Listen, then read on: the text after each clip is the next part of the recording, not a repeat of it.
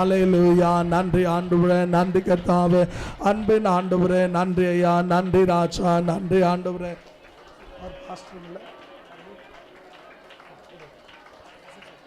ஹல்லேலூயா. நன்றி ஆண்டவரே, நன்றி ஆண்டவரே, நன்றி ஐயா, அன்பின் ஆண்டவரே, நாங்கள் உம்மை துதிக்கிறோம் ஐயா, உம்மை ஸ்தோத்தரிக்கிறோம் ஐயா, அன்பின் ஆண்டவரே, விலையேற பெற்றவரே, உம்மை ஸ்தோத்தரிக்கிறோம் ஆண்டவரே.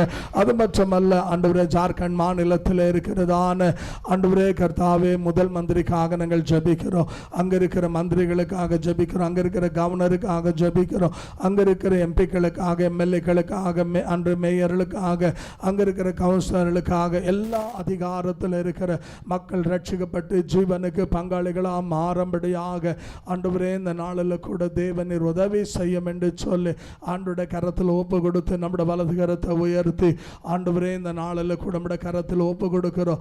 ஆதியாகமம் 18:22 ஆபிரகாம் தேவனுக்கு முன்பாக நின்று ஜெபித்ததுனால கர்த்தர் சோதோமை அழிக்கும் போது ஆண்டவர் லோத்தையும் அவருடைய குடும்பத்தை ஆண்டு அழிவிலிருந்து ஆண்டு தப்பி வைத்த தேவன் எங்களுடைய மாநிலத்தினுடைய ஆண்டவரே கர்த்தர் ஜார்க்கண்டுடைய முதல் மந்திரி, கவர்னருங்க, அன்றைய மந்திரிங்க எல்லாரும் ரட்சிக்கப்பட உதவி செய்யும் என்று நம்முடைய வலது கரத்தை உயர்த்தி கொஞ்சம் நல்லா நேர்த்தியாக உயர்த்தி மனுஷனால் ஆகாது தேவனாலே ஆகும் என்று சொன்னவர் கர்த்தர்க்குரிய செய்யும்படியாக ஜெபம் பண்ணுவோமா? ஹல்லேலூயா, ஹல்லேலூயா. நன்றி ஆண்டவரே, நன்றி கர்த்தாவே, நன்றி.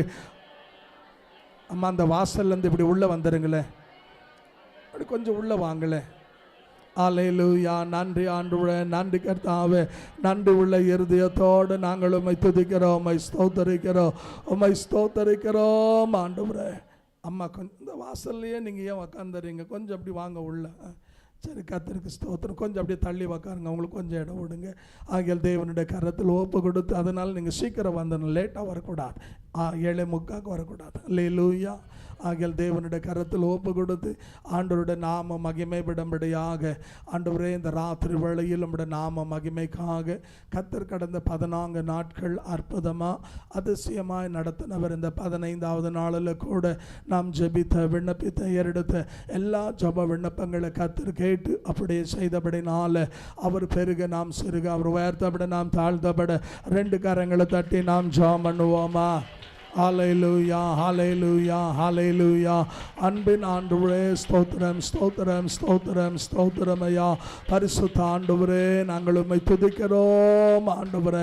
இந்த ராத்திரியில் தேவனுடைய நாம மகிமைப்பட நாம் தேவ சமூகத்தில் நாம் உட்காருவோம். தேவக்க நாம மகிமைப்பட நம் அதில் இந்த 15வது நாள் இரவு வேளையில் கூட நம்முடைய அழைப்புக்கு இணங்கி கடந்து வந்த தேவ மனுஷனாக இருக்கிற ஜான் பெரிய செமையாவை நம்முடைய 2 கரங்களை தட்டி கர்த்தராகிய இயேசுவின் நாம நாம் வாழ்த்து வரவேற்போம். தேவன் நம்மை ஆசீர்வதிப்பாராக. ஆமென்.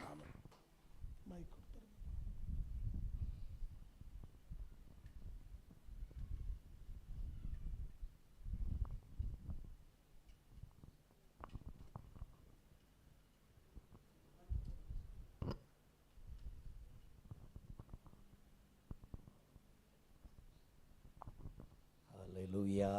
Hallelujah. Praise the Lord.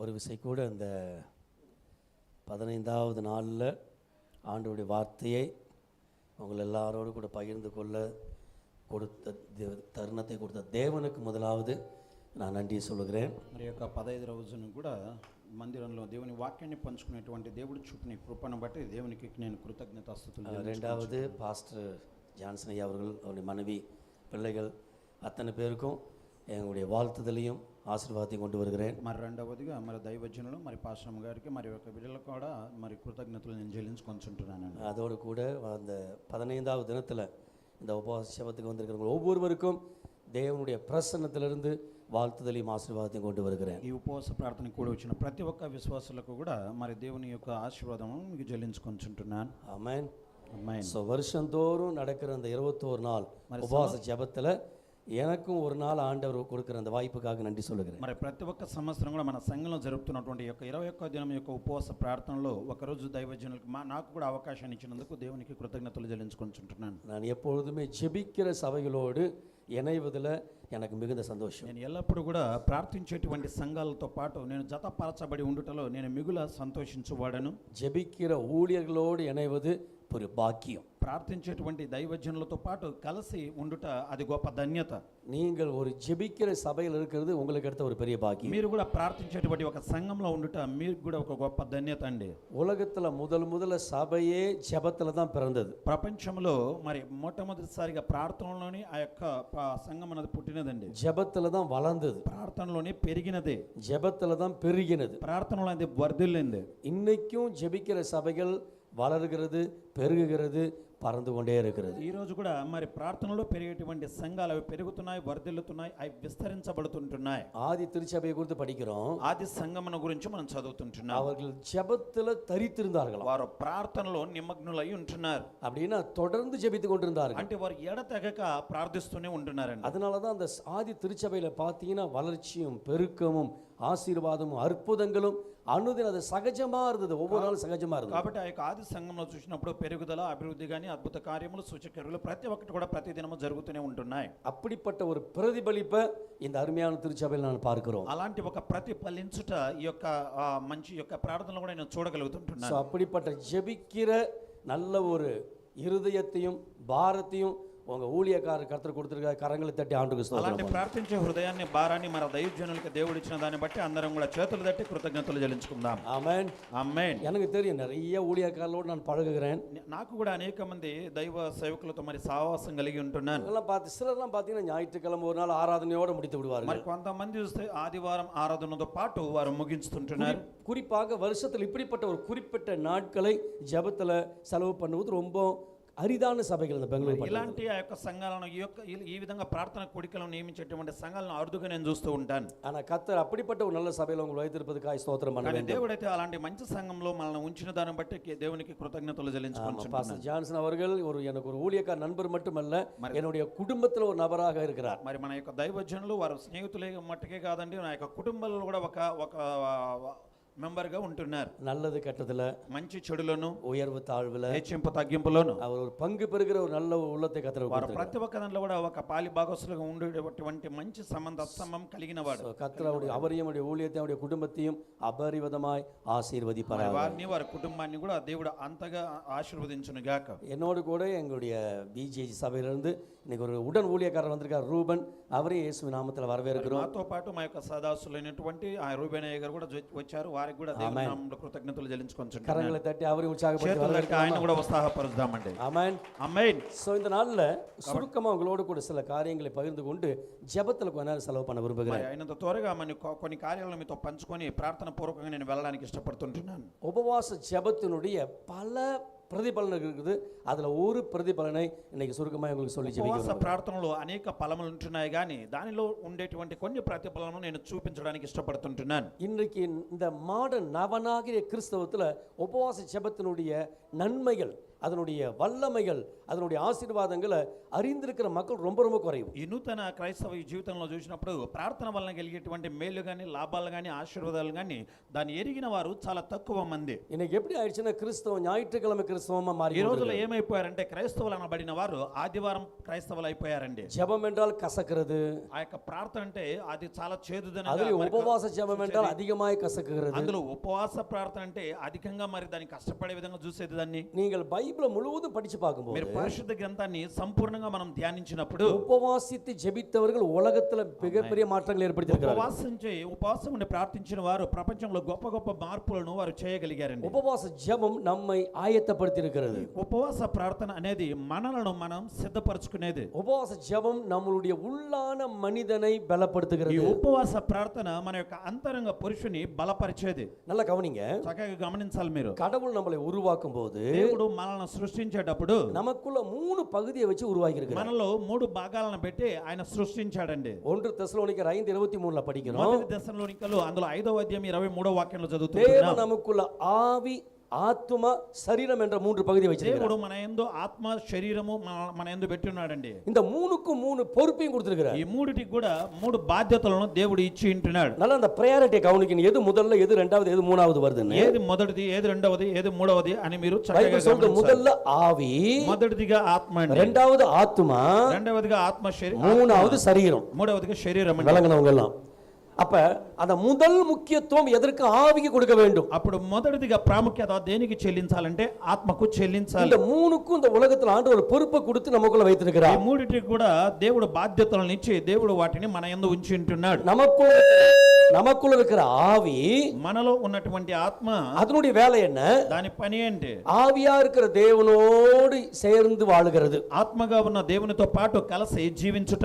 ஆவியா இருக்கிற தேவனோடு ஐக்கியப்படுகிறது. ఆత్మగా ఉన్నటువంటి దేవునితో ఐక్యత కలిగి ఉండుట. அதான் நமக்குள்ள இருக்கிற ஆவியினுடைய வேலை. అది మనలో ఉండేటువంటి ఆత్మ యొక్క పని. நமக்குள்ள ஆத்துமான் இரண்டாவது இன்னொரு பகுதி வச்சிருக்கார். మనలో ఉండేటువంటి ఆత్మ అది రెండవ భాగంగా ఉంటున్నదండి. இந்த ஆத்துமாவை மனது என்று சொல்லலாம். ఈ ఆత్మను మనస్సు అని చెప్పొచ్చండి. இதனுடைய வேலை என்ன? ఈ హృదయం యొక్క పని ఏంటి? நம்ம வாழ்க்கை நமக்குள்ள இருக்கு பாத்தீங்களா, நம்முடைய மத்த உறுப்புகள் அவைகளோடு கூட இணைந்து செயல்படுவதற்காக మనలో ఉండే ఇతర అవయములతో పాటు జతకలసబడి అది పని చేసేది దాని పని అండి. உங்க மனசு, మీ యొక్క మనస్సు உங்களுடைய கரங்களோடும், మీ యొక్క చేతులతో உங்களுடைய పాటు, எண்ணங்களோடும், మీ యొక్క తలంపులతో உங்களுடைய పాటు, செயல்களோடும், మీ యొక్క క్రియలతో పాటు இணைக்கப்பட்டிருக்கிறது. అది జతపరచబడి அதனால ఉంటుంది. பைபிள் சொல்லுது, కాబట్టి పరిశుద్ధ గ్రంథం ஒரு అంటుంది, மனிதன் எப்படி யோசிக்கிறானோ ఒక మనిషి ఏ విధంగా అయితే ఆలోచిస్తాడో அப்படியே அவன் இருக்கிறான். ఆ విధంగానే అతడు ఉంటున్నాడని. அப்ப உங்க மனசுல என்ன யோசிக்கிறீங்களோ అప్పుడు మీ మనసులో ఏదైతే ఆలోచిస్తారో உங்களுக்குள்ள அந்த மாற்றம் தான் ஏற்படுது. మీ యందు కూడా అదే మార్పు ఏర్పరచబడుతుంది. அதனுடைய வேலை தான் ஆத்துமா வேலை. దాని ఆ యొక్క పని ఆత్మ యొక్క పని అండి. நான் பாவினா பாவியா தான் இருப்பீங்க. నేను పాపి అని నువ్వు అనుకుంటూ ఉంటే నువ్వు పాపిగానే நான் ఉండిపోతావు. பரிசுத்தனா பரிசுத்தமா నేను இருப்பீங்க. పరిశుద్ధుడు అంటే నువ్వు పరిశుద్ధుడుగానే మారబోతావు. நான் தரித்திரம் தான் నేను இருப்பீங்க. దరిద్రుడు అంటే నీవు దరిద్రతలోనే ఉండబోతావు. கிறிஸ்துவுக்குள் நான் ஐஸ்வரியவான் சொன்னால் ஐஸ்வரியவான்களா இருப்பீங்க. క్రీస్తునందు నేను ఐశ్వర్యవంతుడు అంటే నేను దేవుడు ఐశ్వర్యవంతుడిగా நீங்க ఉంచుతాడు. பலவீனமா தான் இருப்பீங்க. మీరు బలహీనులని అనుకుంటూ ఉంటే మీరు బలహీనులుగానే ఉండిపోతారు. ஆனால் என்னை பலப்படுத்துகிற கிறிஸ்துவினால எல்லாவற்றையும் செய்ய எனக்கு பலன் உண்டுன்னு சொல்லும் பொழுது அந்த பலனை మరి அனுபவிப்பீங்க. నన్ను బలపరచే క్రీస్తు వలన నేను సమస్తము చేయగలనటువంటి బలము నీవు పొందుకున్నప్పుడు ఆ బలము నీకు చేకూర్చబడుతుంది. இதெல்லாம் எங்க நடக்குது? ఇవన్నీ ఎక్కడ జరుగుతాయి? இந்த ఆత్మ మూలమై ఈ நடக்கிறது. ఆత్మ మూలకంగా జరుగుతుందండి. விளங்குனவங்க ஒரு ஆமென். మూడవదిగా நமக்கு சரீரத்தை வெளியில ஒரு சரீரத்தை வச்சிருக்கிறார். మనకు శరీరాన్ని బయట ఒక శరీరాన్ని పెట్టి அதுல ఉంటాడు. 5 என்ன பண்ண சென்சஸ் உணர்வுகளை வைத்திருக்கிறார். అందులో 5 సెన్సెస్ లు మరి పెట్టి ఉంటున్నాడు. இதனுடைய வேலை என்ன? దీని పని ఏంటి? இந்த ఉలగతోడు நம்ம வாழ்வதற்கு, ఈ లోకముతో పాటు మనం జీవించడం இந்த కొరకు, உலகத்துல வாழ்வதற்கு ఈ లోకములో జీవించుట இந்த కొరకు சரீரம் தேவை. ఈ శరీరం అవసరం. இந்த ఉలగத்தை விட்டு போகும் பொழுது ఈ లోకాన్ని వదిలిపెట్టి இந்த వెళ్ళిపోయేటప్పుడు சரீரம் தேவை. ఈ శరీరం అవసరం లేదు. அப்ப இன்னைக்கு நடக்கிறது என்ன? கிறிஸ்தவ అప్పుడు சமுதாயத்துல ఇలా జరుగుతున్నది ఏంటి? క్రైస్తవ இன்னைக்கு அநேக సముదాయంలో கிறிஸ்தவர்கள் என்ன பண்றாங்க? ఈ రోజుల్లో అనేక మంది క్రైస్తవులు ఏం இந்த చేస్తున్నారు? சரீரத்துக்கு கொடுக்கிற முக்கியத்துவத்தை ఈ శరీరానికి ఇచ్చేటువంటి ప్రాముఖ్యతను உள்ள இருக்கிற ஆவிக்கு கொடுப்பது கிடையாது. లోపల ఉన్న ఆత్మకు ఇవ్వడం లేదు. அப்ப நம்ம ஆவிக்கு முதலிடம் முக்கியத்துவம் கொடுக்கும் போது అప్పుడు ఆత్మకు మనం ప్రాముఖ్యత మొదటి స్థానం మనం இந்த ఇచ్చినప్పుడు உலகத்திலயும் ஆசீர்வாதமா இருப்போம், ఈ లోకంలో మనం ఆశీర్వాదకరంగా ఉంటాం, பரலோகத்தையும் பாக்கியவான்களா இருப்போம். పరలోకములో కూడా మనం ధన్యులుగా நம்ம ఉంటాం. ஆவியில பலன் அடையும் మన போது ఆత్మలో బలము పొందుకున్నప్పుడు இந்த உலகத்திலயும் జయింக்கிறவர்களா మీరు இருப்போம், లోకమును జయించు వారిగా ఉంటారు, பரலோகத்திலயும் ஜெயிக்கிறவர்களா இருப்போம். పరలోకమును కూడా జయించు వారిగా ఉంటారు. அதனால தான் ஆண்டவர் சொன்னாரு, కాబట్టి దేవుడు చెప్పాడు, முதலாவது தேவனுடைய ராஜ்யத்தை தேடு, మొదటిగా దేవుని రాజ్యమును వెతుకుడి, முதலாவது உன் ஆவிக்குரிய வாழ்க்கைக்கு முக்கியத்துவம் கொடு. మొదటిగా ఆత్మ సంబంధమైన జీవితమును వెతకండి. அப்ப ఉపవాச ஜெபம் என்பது, ఉపవాస ప్రార్థన అనేది நல்ல கவனிங்க நான் சொல்றது, మీరు చక్కగా గమనించాలి. ఇక్కడ இந்த ఉపவாச ஜெபம் உங்க உள்ளான மனிதன், உங்க உள்ள இருக்கிற அந்த ஆவியை ஒவ்வொரு நாளும் ఈ பலப்படுத்துகிறது. ఉపవాస ప్రార్థన అనేది నీ అంతరంగ పురుషుని లోపల ఉన్న ఆత్మని ప్రతి ఒక్క రోజు కూడా బలపరచునదై ఉంటున్నది. உங்க உள்ள இருக்கிற ஆவி பலனடைய பலனடைய பலனடைய, లోపల ఉన్నటువంటి ఆత్మ ఇది బలపరచబడును బలపరచును బలపరచబడును. உங்க ஆத்துமா பலனடையும், ఈ ఆత్మ உங்க బలపరచబడుతుంది, சரீரம் మీ பலனடையும், శరీరం உங்களுடைய బలపరచబడుతుంది, தனிப்பட்ட வாழ்க்கை பலனா మీ இருக்கும், వ్యక్తిగత జీవితమైన உங்களுடைய బలపరచబడుతుంది, குடும்ப ஆசீர்வாதமா మీ இருக்கும், కుటుంబం ఆశీర్వాదకరంగా ఉంటుంది, உங்களுடைய కుటుంబத்தினுடைய వేலைகள் మీ ఆశీర్వాదமா యొక్క இருக்கும், కుటుంబంలో ఉండే పని బాటలో అవి உங்களுடைய ఆశీర్వదించబడతాయి, வியாபாரங்கள் మీ ஆசீர்வாதமா இருக்கும், వ్యాపారం ఆశీర్వదించబడుతుంది, உங்களுடைய படிப்புகள் మీ ஆசீர்வாதமா இருக்கும். విద్యాభ్యాసములు ఆశీర్వదించబడతారు. அதனால தான் 3 யோவான் 2ஆம் வசனத்துல சொல்லுகிறது, కాబట్టి 3 యోహాను 2వ వాక్యంలో చెప్పబడుతుంది, பிரியமானவனே, ప్రియులారా అని, பிரியமானவளே, ప్రియురాలా అని, உன் ஆத்துமா வாழ்கிறது போல, నీ యొక్క ప్రాణము వర్ధిల్ల ప్రకారం, விலங்கினவங்கள ஒரு ஆமென் சொல்லுங்க, అర్థమైందన్న వారందరూ உன் ஆத்துமா வாழ்வது నీ போல ప్రాణము జీవించు ప్రకారము நீ எல்லாவற்றிலும், నీవు సమస్తమును தனிப்பட்ட வாழ்க்கையில, నీ వ్యక్తిగత குடும்ப జీవితంలో, வாழ்க்கையில, నీ కుటుంబ జీవితంలో, பிசினஸ்ல, నీ యొక్క వ్యాపారంలో, வியாபாரத்துல, నీ వ్యాపారంలో, வேலை ஸ்தலத்துல, నీ పని బాటలలో, எல்லாவற்றிலும் ప్రతి ఒక్క நீ స్థలంలోనూ வாழ்ந்து சுகமாய் இருக்க నీవు விரும்புகிறேன். జీవించి సుఖముగా ఉండాలని ஒரு மனுஷன், ஒரு விசுவாசனுடைய ஆத்துமா, ఒక మనిషి యొక్క ఆ యొక్క విశ్వాస அந்த యొక్క உள்ள ప్రాణం, இருக்கிற ஆவி ఆ లోపల ఉండే ఆత్మ எந்த அளவுக்கு பலனா இருக்கிறதோ, ఎంత మట్టుకు బలపరచబడుతుందో, வாழ்ந்திருக்கிறதோ, జీవిస్తుందో, வளர்ந்திருக்கிறதோ, అది వర్ధిల్లుతుందో, அந்த அளவுக்கு நீங்க வெளி தோட்டத்துல வாழ்ந்திருப்பீங்க. అంత మట్టుకు మీరు భయానంగా మీరు చక్కగా జీవిస్తూ ఉంటారు. எல்லாம் అర్థమైందన్న వారు அதாவது தமிழ் ஒரு பழமொழி உண்டு, తమిళ్లో ఒక సామెత ఉందండి. அகத்தின் அழகு முகத்துல தெரியணுவாங்க. ఆ అంతరంగంలో ఏదైతే ఉంటుందో అది ముఖంలో బయట కనబడుతూ ఉంటుందని. உங்க உள்ளத்துல இருக்க அந்த அகம், அந்த ஆத்துமா, அந்த ஆவி எந்த அளவுக்கு பலனா இருக்கிறதோ మీ హృదయంలో ఉండే ఆ ఆత్మ ఎంత మట్టుకైతే బలపరచబడుతుందో உங்க சரீரத்துல அது வெளிப்படும். మీ శరీరంలో అది బయటపడుతూ ఉంటుందండి. உங்க சரீரத்துல அது మీ பிரதிபலிக்கும். శరీరంలో అది ప్రతిబలిస్తుంటుంది. உங்க ఆవిயில பலனா இருக்கும் போது, మీరు ఆత్మలో బలం పొందుకున్నప్పుడు, உங்க ஆவியில பலன் அடையும் போது, మీరు ఆత్మలో బలంగా ఉన్నప్పుడు உங்க சரீரத்துல இருக்கிற வியாதி உங்களை விட்டு మీ போகாது. శరీరంలో ఉండే వ్యాధి మీ దగ్గర నుండి తొలగిపోతుంది. பிபி சுகர்லாம் இருக்கிற இடம் தெரியாம போகாது. బీపీ షుగర్ అంతా ఉండే స్థలము చోటు తెలవక குடும்பத்துல వెళ్ళిపోతుంది. இருக்கிற பிரச்சனைகள் தானா போகாது. కుటుంబంలో ఉండే సమస్యలు తనకు తానుగా వెళ్ళిపోతాయి. பைபிள் தெளிவா சொல்லுகிறது, పరిశుద్ధ గ్రంథం అయితే உன் తేటగా చెబుతుంది. ஆத்துமா வாழ்வது போல, ప్రాణము జీవించు அது ప్రకారం ஆங்கிலத்துல படிக்கிற as your soul prospers அப்படினா உன் ஆத்துமா செழிப்பது போல నీ ఆత్మ వర్ధిల్లు ప్రకారం நீ எல்லாவற்றிலும் నీవు సమస్తమునందు செழித்திருப்பாய், సమృద్ధిగా ఉందువు வாழ்ந்திருப்பாய், జీవించుదువు గాక, வளர்ந்திருப்பாய், నీవు వర్ధిల్లుదువు గాక, உயர்ந்திருப்பாய், నీవు చక్కగా జీవించుదువు గాక, பெருகியிருப்பாய். నీవు పెరుగుదువు గాక. விசுவாசிக்கிறவங்களும் ஒரு ஆமென். విశ్వాసులందరూ ఆమేన్ చెబుదాం. கடவுளுடைய வார்த்தை உங்களுக்கு வரும்போது ஆமென் சொல்லும்போது அவன் உள்ள கிரியை செய்யும். దేవుని యొక్క వాక్యం ఆమేన్ అన్నప్పుడు దాన్ని మీరు స్వీకరించినట్లయితే అది క్రియ చేస్తుందండి. பேதுரு பெந்தெகோஸ்து நாள்ல பிரசங்கம் பண்ணும்போது పేతురు బెందెగొస్తు దినమున ఆయన ప్రసంగించేటప్పుడు ஜனங்க கேக்குறாங்க, జనులు అడుగుతుంటున్నారు, நாங்க என்ன செய்யணும்? మేమేమి చేసేద్దామని. அமைதியா இருக்கல. వారు ఊరకనే ఉండాలి. கடவுள் நம்மகிட்ட பேசும்போது దేవుడు వారి దగ్గర మాట్లాడేటప్పుడు நீங்க ஆமென் சொன்னாவே ఆమేన్ చెబితేనే நான் அப்படியே செய்யறேன்னு అర్థం. అది ఆ విధంగానే చేయి ప్రభు అని అర్థం. ఆమేన్. நீங்க அமைதியா உட்கார்ந்திருந்தீங்கன்னா, మీరు ఊరకనే కూర్చుంటే, நான் இப்ப வார்த்தையை சொல்றேன் பாத்தீங்களா, నేను వాక్యాన్ని చెబుతున్నాను కదండి, அது உள்ள போவாது, అది లోపలికి వెళ్ళదు, அது உங்களுக்குள்ள கிரியை అది செய்யாது. మీ యందు క్రియ చేయదు. இங்க இருந்து கடவுள் அந்த வார்த்தையை அனுப்ப ఇక్కడ அனுப்ப నుంచి அனுப்ப దేవుడు వాక్యమును పంపించును நீங்க ஆமென் పంపించును. சொல்லி சொல்லி உள்ள அதை கிரகிக்க మీరు வேண்டும். ఆమేన్ చెప్పి చెప్పి దాన్ని మీరు ఆ యొక్క అంతరంగ హృదయంలోకి తీసుకోవాలి. దాన్ని உங்க உள்ளான மனிதன் మీ பலப்படுவதற்கு అంతరంగ పురుషుడు బలపరచడానికి உபவாச ஜெபம் மிக மிக ఈ அவசியம். ఉపవాస ప్రార్థన మిగుల అవసరమండి. உங்க உள்ளான மனுஷன் வளருவதற்கு అంతరంగ పురుషుడు అది పెరగడానికి உபவாச ஜெபம் மிக மிக முக்கியம். ఉపవాస ప్రార్థన చాలా ప్రాముఖ్యం. உங்களுடைய உள்ளான மனுஷன் செழிப்பதற்கு, మీ అంతరంగ పురుషుడు సమృద్ధిగా ఉండడానికి, உங்களுடைய உள்ளான மனிதன் செழிப்பதற்கு உபவாச ஜெபம் ரொம்ப அவசியம். అంతరంగ పురుషుడు సమృద్ధిగా వర్ధిల్లడానికి ఉపవాస ప్రార్థన చాలా అవసరం. புதிய ஏற்பாட்டுல నూతన నిబంధన இயேசு கிறிஸ்து இந்த பூமிக்கு வருவதற்கு முன்பாக, மனிதனாய் வருவதற்கு முன்பாக యేసు ప్రభువారు మనిషిగా ఈ భూలోకానికి రావడానికి మునుపు அவர் ஒரு தூதனை அனுப்பினார். ఆయన ఒక దూతను పంపించాడు. மனுஷ தூதன்.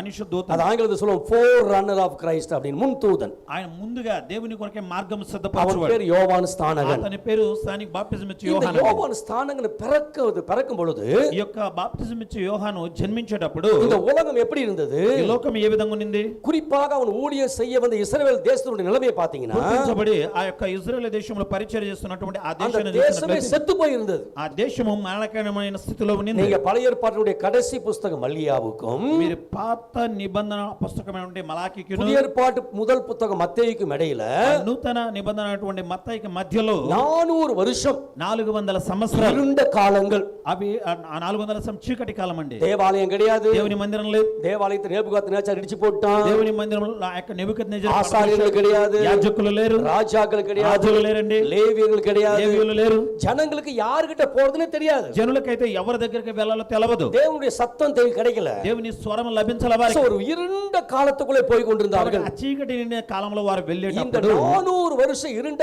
காலகட்டத்தில் ఈ 400 సంవత్సరాల నుండి ఈ కాల గమనంలో బాప్తిజం ఇచ్చి యోహాను జన్మిస్తుంటున్నాడు. ఆయన జన్మించిన తక్షణమే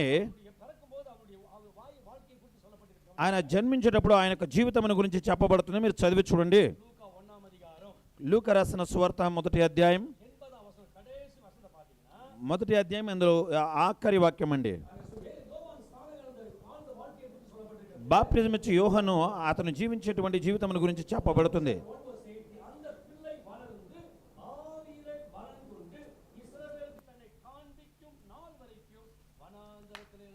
శిశువు ఎదిగి ఆత్మయందు బలము పొంది ఇజ్రాయేలునకు ప్రత్యక్షమగు దినము వరకు అరణ్యములో నుండెను. మీరు చక్కగా గమనించాలి. ఏ బిడ్డ అండి?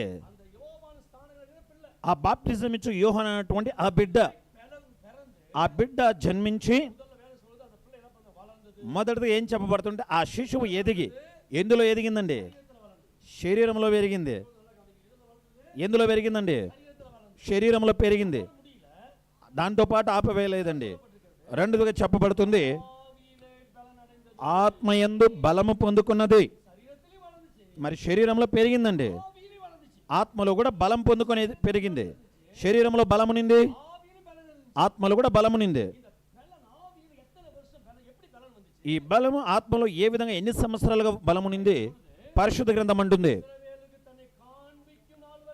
ఇజ్రాయేలులకు తనను కనబరుచు దినం ప్రత్యక్షము చేసుకునే దినమంత వరకు, ఇజ్రాయేలుకు ప్రత్యక్షమగు దినము వరకు, ఇజ్రాయేలు ప్రజలకు పరిచర్య చేయు దినము వరకు, ఆ యొక్క జన సమూహానికి వచ్చి తను తాను కనబరుచుకున్నంత వరకు అరణ్యములో ఉన్నాడు. అరణ్యములో ఉన్నాడండి. ఉండి ఏం చేశాడు? ఆయన తిని తిని నిద్రించాడండి. లేక మొబైల్ పెట్టుకుని వేడుక చూస్తున్నాడా? లేక టీవీ చూసి టైం పాస్ చేస్తున్నాడా? లేక అరణ్యంలో యొక్క చెట్లను పండ్లను మరి వాతావరణం చూసి అతడు రసించుతున్నాడా? ఏం చేస్తున్నాడండి? ఆయన ఆ యొక్క అరణ్యములో దేవునితో సంచరిస్తుంటున్నాడు. దేవునితో తత్సంబంధం పెట్టుకొని ఉంటున్నాడు. தேவ சமூகத்துல காத்திருந்தான். దేవుని యొక్క సన్నిధానంలో కాచుకొని ఉంటున్నాడు. எத்தனை வருஷம் காத்திருந்தான்? ఎన్ని సంవత్సరాలు కాచుకొని ఉన్నాడు? அங்க வனாந்தரத்துல இருந்தான்னு சொல்லப்பட்டிருக்கு. అరణ్యంలో ఉన్నాడని చెప్పబడుతుంది. அவனுடைய வாழ்க்கையை படிச்சு பார்க்கும்போது 30 வருஷ కాలంగా వనాంతరத்துல అతని జీవితంలో చూసినప్పుడు 30 సంవత్సరాల కాలము ఆయన అరణ్యములో ఉండెను. 30 வருஷம் 30 సంవత్సరాలు వనాంతరத்துல இருந்து అరణ్యములో ఉండి జెబిத்து ప్రార్థించి ఉపవాసిத்து ఉపవాసం ఉండి ఆవిల బలం கொண்டு ఆత్మయందు బలము పొందుకొని ఆవిల బలం మేల్ బలనடைந்து ఆత్మలో బలము పైన బలం పొందుకొని அதுக்கப்புறம் ஊழியத்தை ஆரம்பிக்கிறான். దానికి తదనంతరం పరిచర్య ప్రారంభిస్తున్నాడు. 30 வருஷம் 30 సంవత్సరాలుగా. ஆனா ஊழியம் செய்தது எவ்வளவு நாட்கள்? పరిచర్య చేసింది ఎన్ని సంవత్సరాలండి? 6 மாசங்கள். 6 నెలలు. 6 மாசம். 6 నెలలు. 6 மாசத்து ஊழியத்துக்கு 6 నెలల పరిచర్యకు 30 வருஷம் பிரார்த்தனை. 30 సంవత్సరాల ప్రార్థన. நல்ல கவனிங்க. చక్కగా இயேசு గమనించాలి. கிறிஸ்து வாழ்க்கையை பாத்தீங்கன்னா அப்படிதான். యేసు ప్రభువు వారి జీవితంను చూస్తే ఆ విధంగానే 3 வருஷ ஊழியத்துக்கு ఆయన 3 సంవత్సరాల పరిచర్యకు 30 வருஷம் ஆயத்தமா இருந்தார். 30 సంవత్సరాలని సిద్ధపాటు కలిగి యేసు ఉన్నాడు. క్రీస్తు యేసు ప్రభువు వారు 30 వయసులో ஞானஸ்நானம் எடுத்து 30 సంవత్సరాల్లో ఆయన బాప్టిజం తీసుకొని அவர் ஊழியத்தை ஆரம்பிக்கிறார். పరిచర్యను ప్రారంభిస్తున్నాడు. சிலர் என்ன பண்ணிட்டு இருந்தார் 30 வருஷம்? మరి 30 సంవత్సరాలు ఏం చేస్తూ ఉంటున్నాడు? சாப்பிட்டு தூங்கிட்டு இருந்தாரா? తిని తిని నిద్రిస్తున్నాడా? இல்ல ஊரை சுத்திட்டு இருந்தாரா? లేక ఊరు తిరుగుతున్నాడా? இல்ல, లేదండి. 30 வருஷம் பிதாவோடு சஞ்சரித்துக் கொண்டிருந்தார். 30 సంవత్సరాలు తండ్రితో పాటు தன்னுடைய సంచరిస్తున్నాడు. உள்ளான மனிதனை பலப்படுத்திக் கொண்டிருந்தார். అంతరంగ పురుషుని బలపరుస్తుంటున్నాడు. ஒரு வேத பண்டிதர் இப்படியே சொல்றாரு. ఒకరు ఈ విధంగా చెబుతున్నారండి. அவர் செய்த 3 வருஷ ஊழியத்துக்கு 30 வருஷம் ஜெபம் பண்ணான்னு அர்த்தம் என்ன? ఆయన చేసిన 3 సంవత్సరాల పరిచర్యకు 30 సంవత్సరాలు ప్రార్థించాడంటే అర్థం ஒரு வருஷ ஊழியத்துக்கு 10 வருஷம் பிரேயர். ఒక్క సంవత్సరం పరిచర్యకు 10 సంవత్సరాల ప్రార్థన. 2 வருஷ ஊழியத்துக்கு 20 வருஷம் பிரேயர். 2 సంవత్సరాల పరిచర్యకు 20 సంవత్సరాల 3 ప్రార్థన. வருஷ ஊழியத்துக்கு 30 வருஷம் பிரேயர். 3 సంవత్సరాల పరిచర్యకు 30 సంవత్సరాల ప్రార్థన. விளங்குனவங்க எல்லாம் ஒரு ஆமென். అర్థమైందన్న వారు. அப்ப நம்ம வாழ்க்கையில கூட అప్పుడు మన జీవితంలో కూడా நீங்க 1 மணி நேரம் செய்யப்படுகிற ஒரு வேலைக்கு 10 மணி நேரம் ஜெபம் பண்ணிட்டு போங்க. ஆண்டவர் அதை அற்புதமாக மாட்டி கொடுப்பார். మనం 1 గంట చేయబోయే పనికి 10 గంటలు మనం ప్రార్థించి వెళ్ళినట్లయితే దేవుడు దాన్ని అద్భుతకరంగా మార్చుతాడండి. ஒரு ஊழியக்காரர் 1 மணி நேரம் பிரசங்கம் பண்றாருன்னா సేవకులు 1 గంట సేపు ప్రసంగిస్తున్నాడు. அந்த 1 மணி நேரம் பிரசங்கத்துக்கு 10 மணி நேரம் பிரார்த்தனை. ఆ 1 గంట సేపు ప్రసంగించడానికి 10 గంటల సేపు ప్రార్థన అండి. 2 மணி நேரம் பிரசங்கம் பண்றாருன்னா 2 గంటల సేపు ప్రసంగిస్తున్నారంటే 20 மணி நேரம் பிரார்த்தனை. 20 గంటల సేపు ప్రార్థన. ஒருவேளை அது அவரே பண்ணலாம். ఒకవేళ అది ఆయనే அது చేయొచ్చు. 20 பேரை 1 மணி நேரம் ஜெபிக்க தூண்டலாம். లేక 20 మంది ప్రార్థించడానికి ప్రేరేపించవచ్చు. கிறிஸ்தவ வாழ்க்கையிலும் క్రైస్తవ జీవితంలో కూడా நீங்க 1 மணி நேரம் செய்கிற வேலைக்கு మీరు 1 గంట సేపు చేసేటువంటి పనికి ஒரு 10 பேர்கிட்ட ఒక 10 మంది దగ్గర எனக்காக ஜெபம் பண்ணுங்கன்னு నా சொல்லிட்டு నిమిత్తమై ప్రార్థించమని చెప్పండి. நீங்களும் உபவாசம் பண்ணி ஜெபிங்க. మీరు ఉపవాసం ఉండి அந்த ప్రార్థించండి. காரியத்தை கர்த்தர் கண்டிப்பாய் ఆ மாற்றுவார். కార్యము తప్పనిసరిగా దేవుడు మార్చుతాడండి. சரி, 30 வருஷம் మరి 30 సంవత్సరాలు வனாந்தரத்துல అరణ్యములో ஆவியில பலன் ఆయన அடைந்தான். ఆత్మలో బలం இப்ப పొందుకుంటున్నాడు. ஆவியில பலன் அடைந்து ఇప్పుడు ఆత్మలో బలం పొందుకొని உபவாசம் பண்ணி ఉపవాసము చేసి ஜெபம் பண்ணி ప్రార్థించి தேவனோடு சஞ்சரித்து దేవునితో సంచరించి ஆவியில பலன் அடைந்து இப்ப வரான். ఆత్మలో బలం పొందుకొని ఇప్పుడు వస్తున్నాడు. ஊருக்குள்ள வரான். ఊరు లోపల వస్తున్నాడు. இஸ்ரவேலுக்குள்ள வரான். ఇజ్రాయేలులోకి వస్తున్నాడు. வனாந்தரத்துல இருந்தவன் అరణ్యంలో ఉన్నవాడు இப்ப ஊருக்குள்ள வரும்போது ఇప్పుడు ఆ పట్టణంలోకి వచ్చేటప్పుడు எப்படி அந்த పట్టణం எப்படி இருந்துச்சா? ఏ విధంగా ఆ పట్టణం ఉండిందండి? Look at the same book of Luke chapter 3 verses 1 to 3. அதே லூக்கா 3ஆம் அதிகாரம் 1 ல இருந்து 3 வரைக்கும் பாத்தீங்கன்னா లూకా రాసిన సువార్త మొదటి వాక్యం మొదలుకొని 3వ వాక్యం వరకు అండి. సిట్యుయేషన్ ரொம்ப వస్తా இருந்துச்சு பாருங்க. అక్కడ పరిస్థితి చాలా వరస్ట్గా ఉండిందండి. ரொம்ப டஃப் సిట్యుయేషన్. చాలా కష్టమైనటువంటి పరిస్థితి. அது வாசி 1ஆம் வசனத்தை பாத்தீங்கன்னா திபேரியு ராஜ்யம் பாரம் பண்ணின 15ஆம் வருஷத்திலே பொந்தி பிலாத்து யூதேயாவுக்கு தேசாதிபதியாயும் ஏரோது காற்பங்கு தேசாதிபதியாக கலீலியாவுக்கு அதிபதியாகவும் அவன் சகோதரனாகிய பிலிப்பு காற்பங்கு தேசாதிபதியாக இத்து ரேவுக்கு திரோவித்து நாட்டிற்கு அதிபதியாகவும் லீசனியா காற்பங்கு தேசமாகிய அபிலேனுக்கு அதிபதியாகவும். அவன வசனம் லூக்கா 3:1. తిబెరియ కైసరు ఏలుబడిలో 15వ సంవత్సరం నందు యూదయకు పొంతి పిలాతు అధిపతిగా గలిలయకు హేరోదు చతుర్థాధిపతిగాను ఇతూరవు త్రకోనీతు దేశములకు అతని తమ్ముడైన ఫిలిప్పు చతుర్థాధిపతిగాను అబిలేనే దేశమునకు లూసనియా అధిపతిగాను అన్నయు కైఫయు ప్రధాన యాజకులుగాను ఉన్న కాలము అరణ్యములోనున్న జకర్యా కుమారుడైన యోహానునకు దేవుని వాక్యము వచ్చెను. கவனிங்க, మరి இப்போ గమనించాలి. 1ஆம் வசனத்துல ఇప్పుడు మొదటి వాక్యంలో யோவான் ஊழியத்தை ஆரம்பிக்கும் போது இருந்த அரசியல் சிச்சுவேஷன் குறித்து சொல்லப்பட்டிருக்கு. యోహాను పరిచర్య ప్రారంభించే ఆ కాలంలో అక్కడ ప్రభుత్వం எந்த ராஜா ஆண்டாரு, ఏ రాజు எந்த ஆளுநர் இருந்தாரு, ఏ పరిపాలన ఏ எந்த రాజు సీఎం இருந்தாரு, ఏ సీఎం ఉన్నాడు, ராஜா யாரு? திபேரிய ராஜன். రాజు ఎవరండి? ఆ యొక్క తిబెరి ராயன் அகஸ்து రాయన్. ఆ యొక్క తిబెరి కైసరు. அதுக்கப்புறம் பார்த்தீங்கன்னா பொந்தி பிலாத்து கவர்னரா இருக்காரு. తదనంతరం పొంతి పిలాతు అక్కడ అధిపతిగా ఉంటున్నాడు. வாழ்க்கையில சொல்றதுக்கு டைம் இல்ல, ఇది వీరి జీవితాన్ని చెప్పడానికి సమయం లేదు. కానీ யோவான் ஊழியத்தை ఆరంభిத்த போது அரசியல் ரொம்ப மோசமா இருந்துச்சு. యోహాను పరిచర్య ప్రారంభించేటప్పుడు అక్కడ పరిపాలన చాలా మోసకరమైన அரசியல் எப்படி இருக்குன்னா, அரசியல் இப்படி இருக்குன்னா, ప్రభుత్వం ఈ విధంగా ఉందంటే ஆவிக்குரிய யூத மக்களுடைய ஆவிக்குரிய நிலைமை எப்படி இருந்துச்சு, ఆత్మ సంబంధమైన యూద ప్రజల యొక్క ஆவிக்குரிய தலைவர்கள் எப்படி இருந்தாங்க, ఆత్మ సంబంధమైనటువంటి వారు இரண்டாம் வசனத்தை பாத்தீங்கன்னா, మీరు రెండో వాక్యాన్ని మీరు அண்ணாவும் காய்பாவும் பிரதான ஆசாரியரும் இக்காலத்தில் வனாந்தரத்தில் சகரியாவின் குமாரனாகிய யோவானுக்கு தேவனுடைய வார்த்தை உண்டாயிற்று. అన్నయ్య కైఫయు ప్రధాన యాజకులుగాను ఉన్న కాలమున అరణ్యములో జకర్యా కుమారుడైన యోహాను నొద్దకు దేవుని వాక్యము వచ్చెను. இது மத தலைவர்களுடைய நிலைமை. ఇది మత అధిపతుల యొక్క அரசியலும் மோசம், ఆ యొక్క ప్రభుత్వం மதமும் மோசம், మతము మోసం. இப்ப ஜனங்கள் நிலைமை பாருங்க. జనుల పరిస్థితి చూడండి. ஜனங்கள் எப்படி இருந்தாங்களா? జనులు ఏ విధంగా ఉన్నారు? 4ஆம் வசனம். 4వ వాక్యం. பள்ளங்களா இருந்தார்கள், மலைகளா இருந்தார்கள், குன்றுகளா இருந்தார்கள், கோணலா இருந்தார்கள். இன்னும் சிம்பிளா சொன்னா வாழ்க்கை எல்லாம் மேடு பள்ளம் கரடு முரடு சரியில்லாத ஒரு மோசமான வாழ்க்கை. వారు ప్రతి ఒక్కరు కూడా పల్లములు గాను కొండలు గాను చెట్లు గాని మరియు ఆ యొక్క వంకర మార్గములు గాని కరుకు మార్గములు గాని ఉన్నారని గాని పరిస్థితి చూసినప్పుడు మోసకరమైనదిగా ఉన్నదని చెప్పబడుతుందండి. விளங்குனவங்கள ஒரு ஆமென். అర్థమైందన్న వారు కూడా யோவாను 30 வருஷம் 30 సంవత్సరాలు வனாந்தரத்துல అరణ్యములో ஜெபம் பண்ணிட்டு ప్రార్థించి ஊழியம் செய்ய வரும்போது పరిచర్య చేయడానికి వచ్చిన அரசியல் மோசமா இருந்தது, అక్కడ రాజ్య పరిపాలన மோசமா இருந்தது, மக்கள் நிலைமை மோசமா இருந்தது. పరిస్థితి మోసకరంగా ఉంది. இப்படிப்பட்ட நிலையில ఇలాంటి పరిస్థితుల్లో 400 வருஷத்துக்கு பிறகு 400 సంవత్సరాలు ஒரு మనిదనా ఒక్క మనిషిగా ஊழியத்தை ஆரம்பிக்கிறான். పరిచర్యను ప్రారంభిస్తున్నాడు. ஊழியத்தை ஆரம்பிச்சு పరిచర్యను ప్రారంభించి கர்த்தருக்கு వழி ஆயத்தப்படுத்துகிறான். దేవునికి మార్గమును సిద్ధపరుస్తున్నాడు. அது கீழ டைம்ல அதுக்கு தொடர்ந்து வீட்ல போய் படிச்சு பாருங்க. మొదట ఇంటికి వెళ్ళి మీరు చదివి చూడండి. அவன் பிரசங்கமான ஆரம்பித்த உடனே ఆయన ప్రసంగించడానికి ప్రారంభించేటప్పుడు జనులు, போர் சேவகர்கள், அரசியல்வாதிகள், ప్రభుత్వం చేయవారు என்ன கேக்குறாங்க?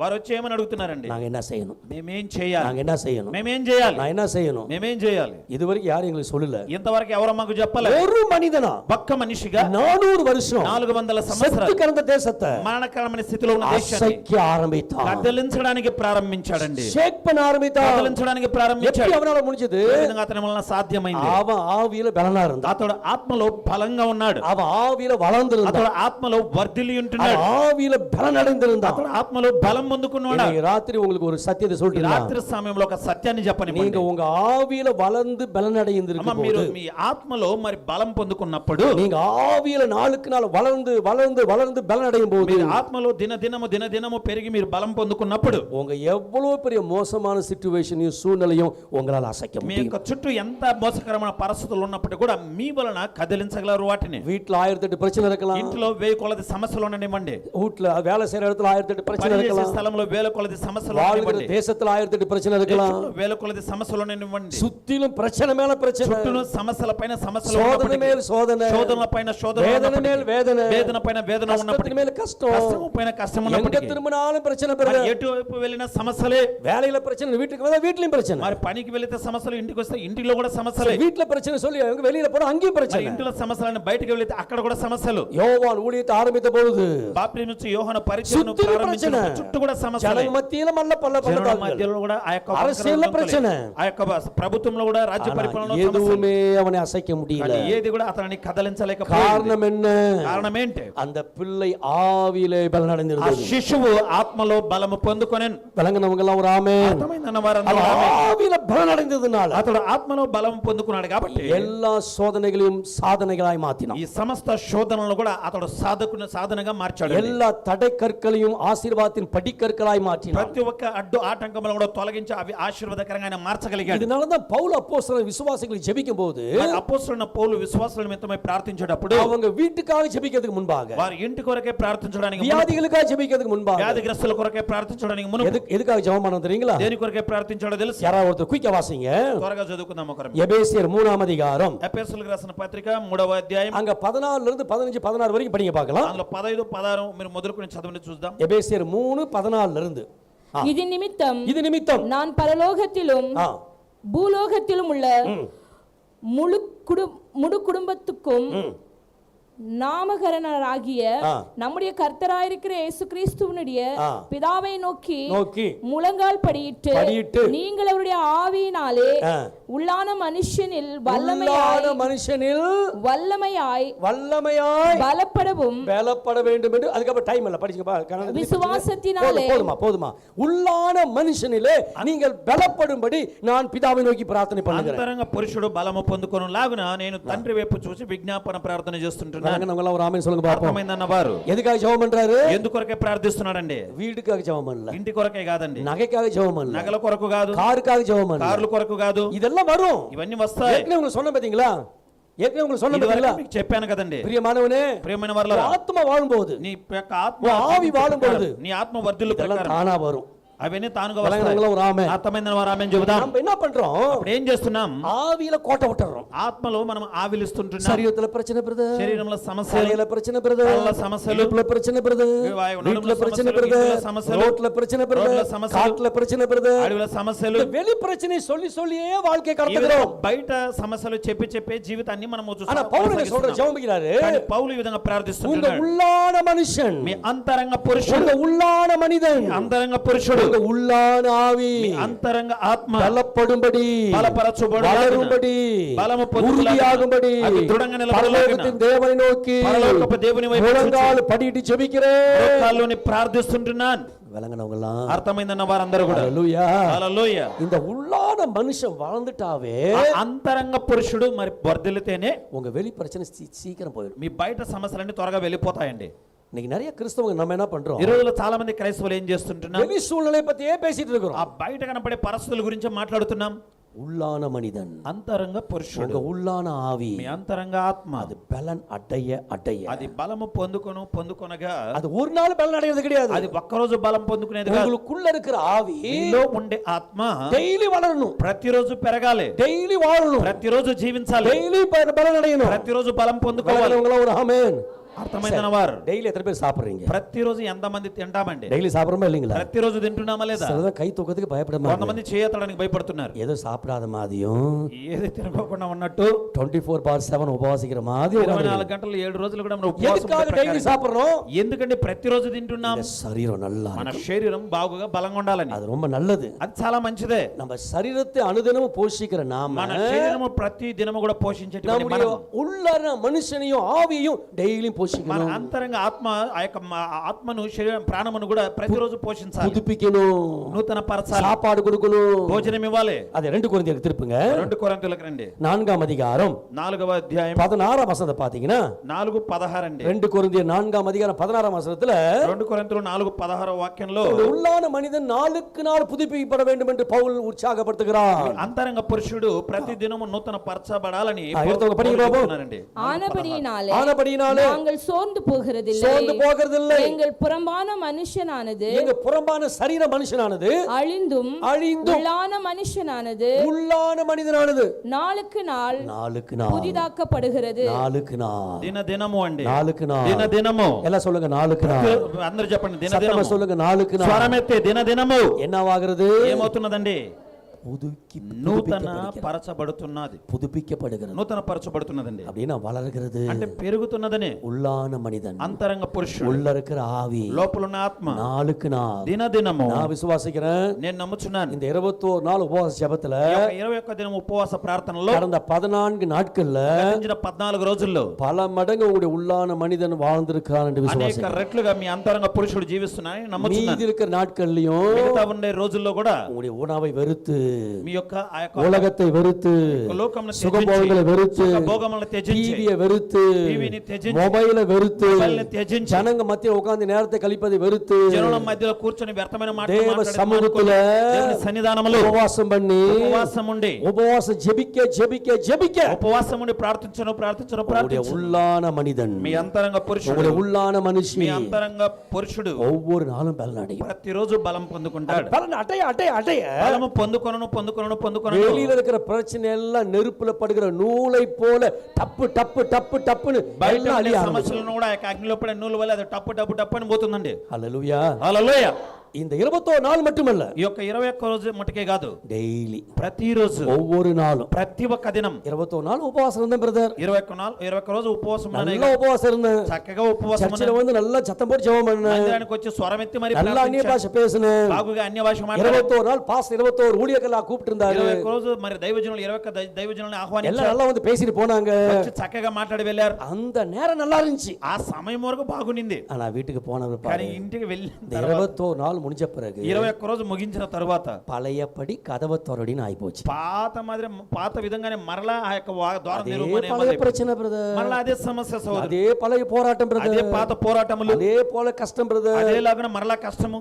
இதெல்லாம் நீங்கணும்னு சொன்னா ఇవన్నీ తొలగిపోవాలంటే இந்த 21 நாள் மட்டுமல்ல, 21 రోజు మటుకే కాదు, ஒவ்வொரு நாளும், ప్రతి ఒక్క రోజు, ஒவ்வொரு நாளும், ప్రతి ఒక్క రోజు, ஒவ்வொரு நாளும் ప్రతి ఒక్క రోజు உங்க சரீரத்துக்கு நீங்க ஆகாரம் கொடுக்கிறது போல మీ శరీరానికి మీరు ఆహారం ఇచ్చు ప్రకారం உங்க உள்ளான மனிதனுக்கு நீங்க ஆகாரம் கொடுத்தா మీ అంతరంగ పురుషునికి మీరు ఆహారం அந்த ఇచ్చినట్లయితే உள்ளான மனிதன் ஒவ்வொரு நாளும் புதுப்பிக்கப்படுவான். ఆ అంతరంగ పురుషుడు ప్రతి దినము నూతన పరచబడతాడు. அந்த ஒவ்வொரு நாளும் உள்ளான மனிதன் புதுப்பிக்கப்பட ఆ ప్రతిరోజు కూడా మన అంతరంగ పురుషుడు నూతన పరచబడను. உங்க வாழ்க்கை புதுமையா మీ இருக்கும். జీవితం నూతన పరచబడుతుంది. உங்க வாழ்க்கையில ஏதாவது புதுசா நடந்துகிட்டே இருக்கும். మీ జీవితంలో ఏదైనా కొత్త క్రియలు జరుగుతూనే ఉంటాయండి. கிறிஸ்தவ வாழ்க்கை நிறைய பேர் சொல்லுவாங்க, క్రైస్తవ జీవితం చాలా మంది అంటూ ఉంటారు, போர் அடிக்குது பிரதர், చాలా బోర్ కొడుతుంది బ్రదర్, ஒண்ணுமே நடக்கல பிரதர். ఒకటి కూడా జరగనంటుంది బ్రదర్. ரட்சிக்கப்பட்ட போது என்னென்னமோ நடந்துச்சு. రక్షణ పొందినప్పుడు ఏమేమో జరిగాయి. they were excited. వారు అంటే ஆனா భ్రమించిపోయారు. போக போக మరి ముందుకు వెళ్ళను நான் ఏదో நினைச்சேன் பிரதர், கிறிஸ்தவ నేను ఏదో అనుకున్నాను క్రైస్తవ జీవితం అంటే புதுசா ஒண்ணுமே நடக்கல, నూతనంగా ఏది కూడా జరగనంటుంది, அப்படியே இருக்குது. ఆ విధంగానే ఉండిపోయింది. இதுக்கு காரணம் என்ன தெரியுங்களா? దానికి కారణం ఏంటో తెలుసా? ஆவியானவர் தெளிவா சொல்றாரு, ఆత్మదేవుడు తేటగా చెబుతున్నాడు, உள்ளான மனிதன் ஒவ்வொரு நாளும் புதுப்பிக்கப்படும் போது உன் வாழ்க்கையில ஒவ்வொரு நாளும் புதுசா ஏதாவது నీ நடந்துகிட்டே అంతరంగ పురుషుడు ప్రతిరోజు నూతన పరచబడినప్పుడు నీ జీవితంలో కూడా నూతన క్రియలు జరుగుతూనే ఉంటాయండి. விளங்கனவங்க மட்டும் అర్థమైన వారు మటుకు உங்க உள்ளான மனிதன், మీ అంతరంగ పురుషుడు, உள்ளான ஆவி అంతరంగ ఆత్మ ஒவ்வொரு நாளும் புதுப்பிக்கப்படும் போது ప్రతిరోజు నూతన పరచబడినప్పుడు புதுசு புதுசா ஏதாவது நடக்கும். మరి కొత్త క్రియలు జరుగుతూనే ఉంటాయి. குடும்பத்துல புதுசா ஏதாவது நடக்கும். కుటుంబంలో నూతనంగా ఏదో జరుగుతుంటుంది, திருமணங்கள் நடக்கும், వివాహాలు జరుగుతుంటాయి, குழந்தை பாக்கியங்கள் உண்டாகும், బిడ్డల ధన్యత జరుగుతుంది, பிசினஸ்ல புதிய புதிய முன்னேற்றங்கள் உண்டாகும், వ్యాపారంలో కొత్త అభివృద్ధి కలుగుతుంది, பிள்ளைங்க வாழ்க்கையில புதுசா ஏதாவது நடந்துகிட்டே బిడ్డల இருக்கும். జీవితంలో ఏదో ఒకటి కొత్తగా జరుగుతూనే ఉంటుంది. விளங்கனவங்க எல்லாம் ஒரு ஆமென். అర్థమైందన్న వారు కూడా అందరూ. அப்ப உள்ளான மனிதன் புதுப்பிக்கப்படும் போது అంతరంగ పురుషుడు నూతన పరచబడినప్పుడు ஏதாவது புதுசா நடப்பது உங்களுடைய கண்கள் காணும். ఏదన్నా నూతనంగా జరిగేది నీ కన్నులు చూస్తాయండి. சரி, இந்த உள்ளான மனிதன் பலப்படணும் என்ன பண்ணணும்? ఈ అంతరంగ పురుషుడు మరి బలం పొందుకోవాలంటే ఏం చేయాలి? ரெண்டு காரியத்தை சொல்லி நம்ம ஜெபிக்க போகிறோம். రెండు కార్యాలను చెప్పి ప్రార్థించబోతుంటున్నాం.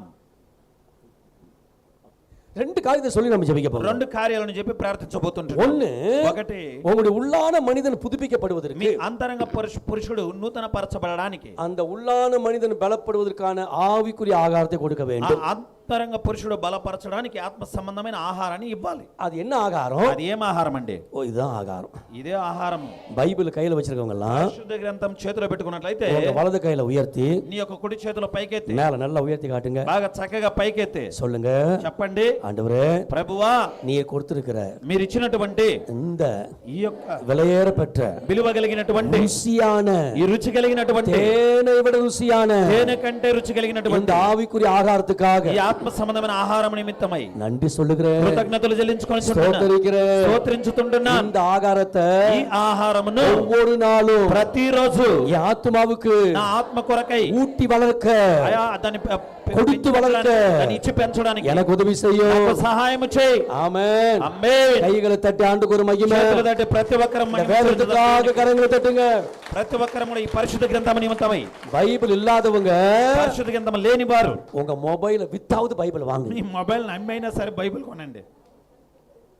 இன்னைக்கு ஒரு சில வீடுகளை பாத்தீங்கன்னா కొన్ని ఇళ్లలో చూస్తే 4 பேர் இருக்கிறாங்கன்னா నలుగురు ఉన్నారంటే 4 மொபைல் இருக்கும். మరి నాలుగు మొబైల్ ఉంటాయండి. 4 பேர் இருக்கிறாங்கன்னா నలుగురు ఉన్నట్లయితే சாப்பிடுறதுக்கு 4 பிளேட் தனியா இருக்கும். తినడానికి 4 ప్లేట్లు సపరేట్ గా ఉంటాయి. ஏன்னா சரீரம் ரொம்ப முக்கியம். ఎందుకంటే శరీరం ముఖ్యం. ஆனா எத்தனை பேருக்கு வீட்டுல 4 பேர் இருக்கு, 4 பைபிள் எத்தனை பேர் కానీ இருக்கு? ఎంత మందికి ఇంట్లో నలుగురు ఉంటే నలుగురికి 4 బైబిల్ ఉన్నాయండి. இல்லன்னா లేకపోతే இப்ப நிறைய பேர் கை உயர்த்தல, இப்ப காணல. చాలా మంది ఇప్పుడు కూడా మరి చేతులు ఎత్తలేదు. நாளைக்கு பிரேயருக்கு வரும்போது రేపటి రోజున ప్రార్థనకు వచ్చేటప్పుడు பைபிளும் கையுமா வரணும். పరిశుద్ధ గ్రంథం చేత పట్టుకొని రావాలి. கை வீசம்மா கை வீசு, చెయ్యి ఆడించమ్మా ఆడించు. சபைக்கு போலாம் கை வீசுன்னு வரக்கூடாது. సంఘానికి వెళ్ళేటప్పుడు చేతులు ఆడించుకుంటూ రాకూడదు. பைபிளை கையில் எடுத்து, పరిశుద్ధ గ్రంథం చేత పట్టుకొని, பட்டயத்தை கையில் எடுத்து, ఖడ్గమును చేత పట్టుకొని வீரத்தோடு వీరుడు లాగా உற்சாகத்தோடு ఉత్సాహముతో நீங்க தேவனை தேட ஆரம்பிங்க. దేవుని వెతకడానికి ప్రారంభించండి. உங்க உள்ளான மனிதன் பலப்பட మీ ஆரம்பிப்பான். అంతరంగ పురుషుడు బలపరచడానికి ప్రారంభిస్తాడు. ஹல்லேலூயா. హల్లెలూయా. இது ஒரு பட்டயம். ఇది ఒక ఖడ్గం లాంటిదండి. நீங்க நல்லா கவனிங்க. మీరు చక్కగా గమనించాలి. இதை சாப்பிட சாப்பிட சாப்பிட ఇది తినను తింటూ இது ఉండగా உள்ள போக போக ఇది போக లోపలికి వెళ్ళను వెళుతుండగా உங்க உள்ளான மனிதன் நாளுக்கு நாள் பலன் మీ அடைவான். అంతరంగ పురుషుడు దినము అతడు బలపరచబడుతుంటాడు. பவுல் அப்போஸ்தலன் అపోస్తలుడైన పౌలు தன்னுடைய கடிதத்தை எபேசு திருச்சபைக்கு எழுதும்போது சொல்லுகிறார், ఆ పత్రికలో ఆ యొక్క ఎఫెసీయుల సంఘానికి రాసేటప్పుడు இந்த చెబుతున్నాడు. வசனத்தை குறித்து பைபிளை குறித்து அவர் சொல்லும்போது சொல்றாரு, పరిశుద్ధ గ్రంథాన్ని గురించి చెప్పేటప్పుడు చెబుతున్నాడు. எபேசியர் 6ஆம் அதிகாரம் ఎఫెసీయులకు రాసిన పత్రిక 6వ అధ్యాయం 17ஆம் வசனம். 6:17 అండి. எபிஷியன்ஸ் சாப்டர் 6:17 யாரும் எடுத்துங்க படிங்க பாப்போம். 6:17 6:17 ரட்சின்யம் என்னும் தலைச்சீராவையும் தேவ வசனமாகிய ஆவியின் பட்டயத்தையும் எடுத்துக்கொள்ளுங்கள். படிச்சிருக்கியா? మరియు రక్షణను శిరస్త్రాణము దేవుని వాక్యమును ఆత్మ ఖడ్గమును ధరించుకొనుడి. ఎలా சொல்லுங்க? ఆవిన్ పట్టయం. ఆత్మ యొక్క ఖడ్గం అండి వసనం. వాక్యం అన్నది ఆవిన్ పట్టయం. ఆత్మ యొక్క ఖడ్గం అది. இந்த వసనం ఈ వాక్యము ஆவின் ஆகாரம். ఆత్మ యొక్క ఆహారం. இந்த వసனம் ఈ వాక్యం ஆவியை புதுப்பிக்கக்கூடிய ஆகாரம். ఆత్మను నూతన పరిచేటువంటి ఆహారం. உலகத்திலேயே மிகப்பெரிய ஆயுதம் இந்த ஆயுதம். ప్రపంచంలోని గొప్ప ఆయుధం ఈ ఆయుధం అండి. இந்த உலகத்தில் இந்த ஆயுதத்தை கண்டு மனுஷன் பயப்படுறானோ இல்லையோ, ప్రపంచంలో మరి ఈ ఆయుధాన్ని చూసి మనిషి భయపడుతున్నాడో లేదో பிசாசு பயப்படுவான்.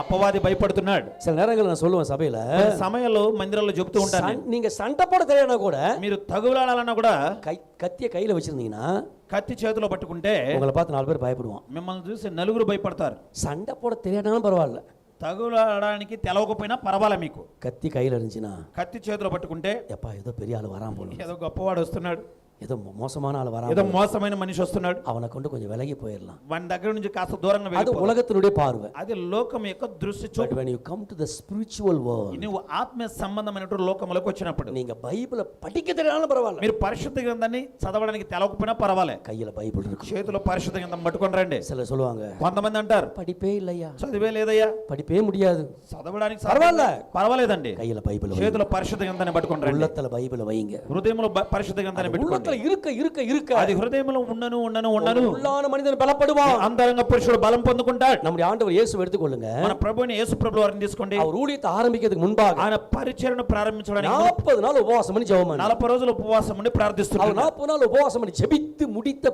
பிறகு ఆయన 40 రోజులు ఉపవాసం ఉండి ప్రార్థించి ముగించిన తరువాత பிசாசு வரான். అపవాది దగ్గరకు వస్తున్నాడు. உங்களுக்கு ஒண்ணு தெரியுங்களா?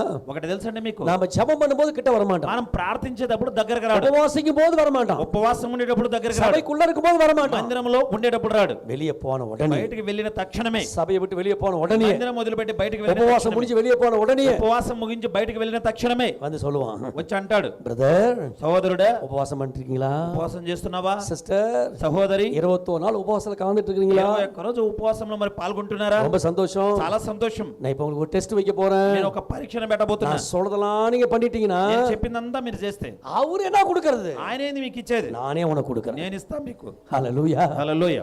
ஜெபிக்கும் போது வர மாட்டான், ప్రార్థించేటప్పుడు రాడు, ஜெபித்து முடித்த பிறகு. ప్రార్థించి ముగించిన తరువాత. இயேசு கிறிஸ்து 40 நாள் ஜெபித்து முடித்த பிறகு యేసు ప్రభువారు 40 దినములు ఉపవాసం ఉండి அவர் ప్రార్థించిన பசியா తరువాత இருக்கும்போது ఆయన ఆకలి గొనగా இப்ப இயேசு கிட்ட பிசாசு வரான். ఇప్పుడు యేసు దగ్గరకు అపవాది వస్తున్నాడు. 3 சோதனை கொண்டு வரான். 3 శోధనలను తీసుకొని இந்த వస్తున్నాడు. 3 சோதனைகளையும் ఈ 3 శోధనలను இயேசு எதை வச்சு ஜெயிச்சாரு? యేసు ప్రభువారు దేని బట్టి జయించారు? எப்படி ஜெயிச்சாரு? ఏ విధంగా జయించారు? குயிக்கா மத்தேயு 4ஆம் அதிகாரம் திருப்பி கொள்ளுங்கள். రాసిన సువార్త 4వ అధ్యాయం. இந்த 3 சோதனைகளை அவர் ஜெயித்ததுக்கு ஒரே ஆயுதம் வேதம் மட்டுமே. ఈ 3 శోధనలను ఆయన జయించడానికి ఒకే ఒక్క ఆయుధం, అది పరిశుద్ధ గ్రంథం మట్టుకే. இப்ப முதல் சோதனையை பிசாசு சொன்ன பிறகு ఇప్పుడు మొదటి శోధన ఆ శోధకుడు చెప్పిన తరువాత 4ஆம் வசனத்தை படிங்க. மத்தேயு 4:4 படிங்க. అందుకు ఆయన அவர் பிரதியுத்தரமாக, மனுஷன் அப்பத்தினால மாத்திரமல்ல, தேவனுடைய வாயிலிருந்து புறப்படுகிற ஒவ்வொரு வார்த்தையினாலும் பிழைப்பான் என்று எழுதியிருக்கிறதே சொல்லுங்க, தேவனுடைய வாயிலிருந்து దేవుని నోట నుండి புறப்படுகிற, బయలుదేరేటువంటి, புறப்பட்டிருக்கிற, బయలుదేరుతున్నటువంటి, எழுதி வைத்திருக்கிற రాయబడినటువంటి இந்த ஒவ்வொரு வார்த்தையினாலும் ప్రతి ఒక్క మాట వలన பிழைப்பான். எதுல பிழைப்பான்?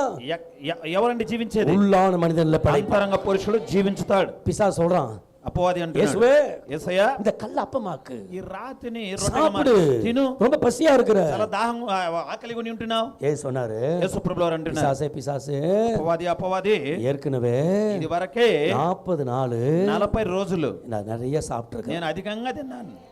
நான் வெளியில பசியா இருந்தாலும் నేను బయట ఆకలి కొని ఉన్నప్పటికీ உள்ள பலனாயிரம், లోపల బలంగా ఉంటున్నాను, உள்ள பலனாயிரம், లోపల బలముగా ఉంటున్నాను, உள்ள வாழ்ந்திருக்கிறேன். లోపల జీవిస్తున్నా. சில நேரங்களில் பிசாசு சொல்லுவான், కొన్ని సమయాలు అపవాది అంటాడు, சரீரத்துல எவ்வளவு பலவீனமா இருக்கிறியே, శరీరంలో ఎంతగా బలహీనత కలిగి ఉన్నావే, ரொம்ப டல்லா இருக்கிறியே, చాలా డలుగున్నావే, சாப்பிடு, తినమని, அங்க போ, అక్కడికి వెళ్ళు, இங்க போ, ఎక్కడికి వెళ్ళు, ஏதாவது பண்ணு, ఏదో ఒకటి చేయి, ஏதாவது பண்ணி உன் சரீரத்தை பாத்துக்க. ఏదో ఒకటి చేసి నీ శరీరాన్ని చూసుకో. பிசாசை பார்த்து ஏசு சொல்றாரு, అపవాదిని చూసి యేసయ్య అంటున్నాడు, மனிதன் அப்பத்தினால் மட்டுமல்ல, మనుషుడు రొట్టె వలన మాత్రమే కాదు, தேவனுடைய வாயிலிருந்து புறப்படுகிற ஒவ்வொரு வார்த்தையினாலும் பிழைப்பான் என்று எழுதியிருக்கிறதே.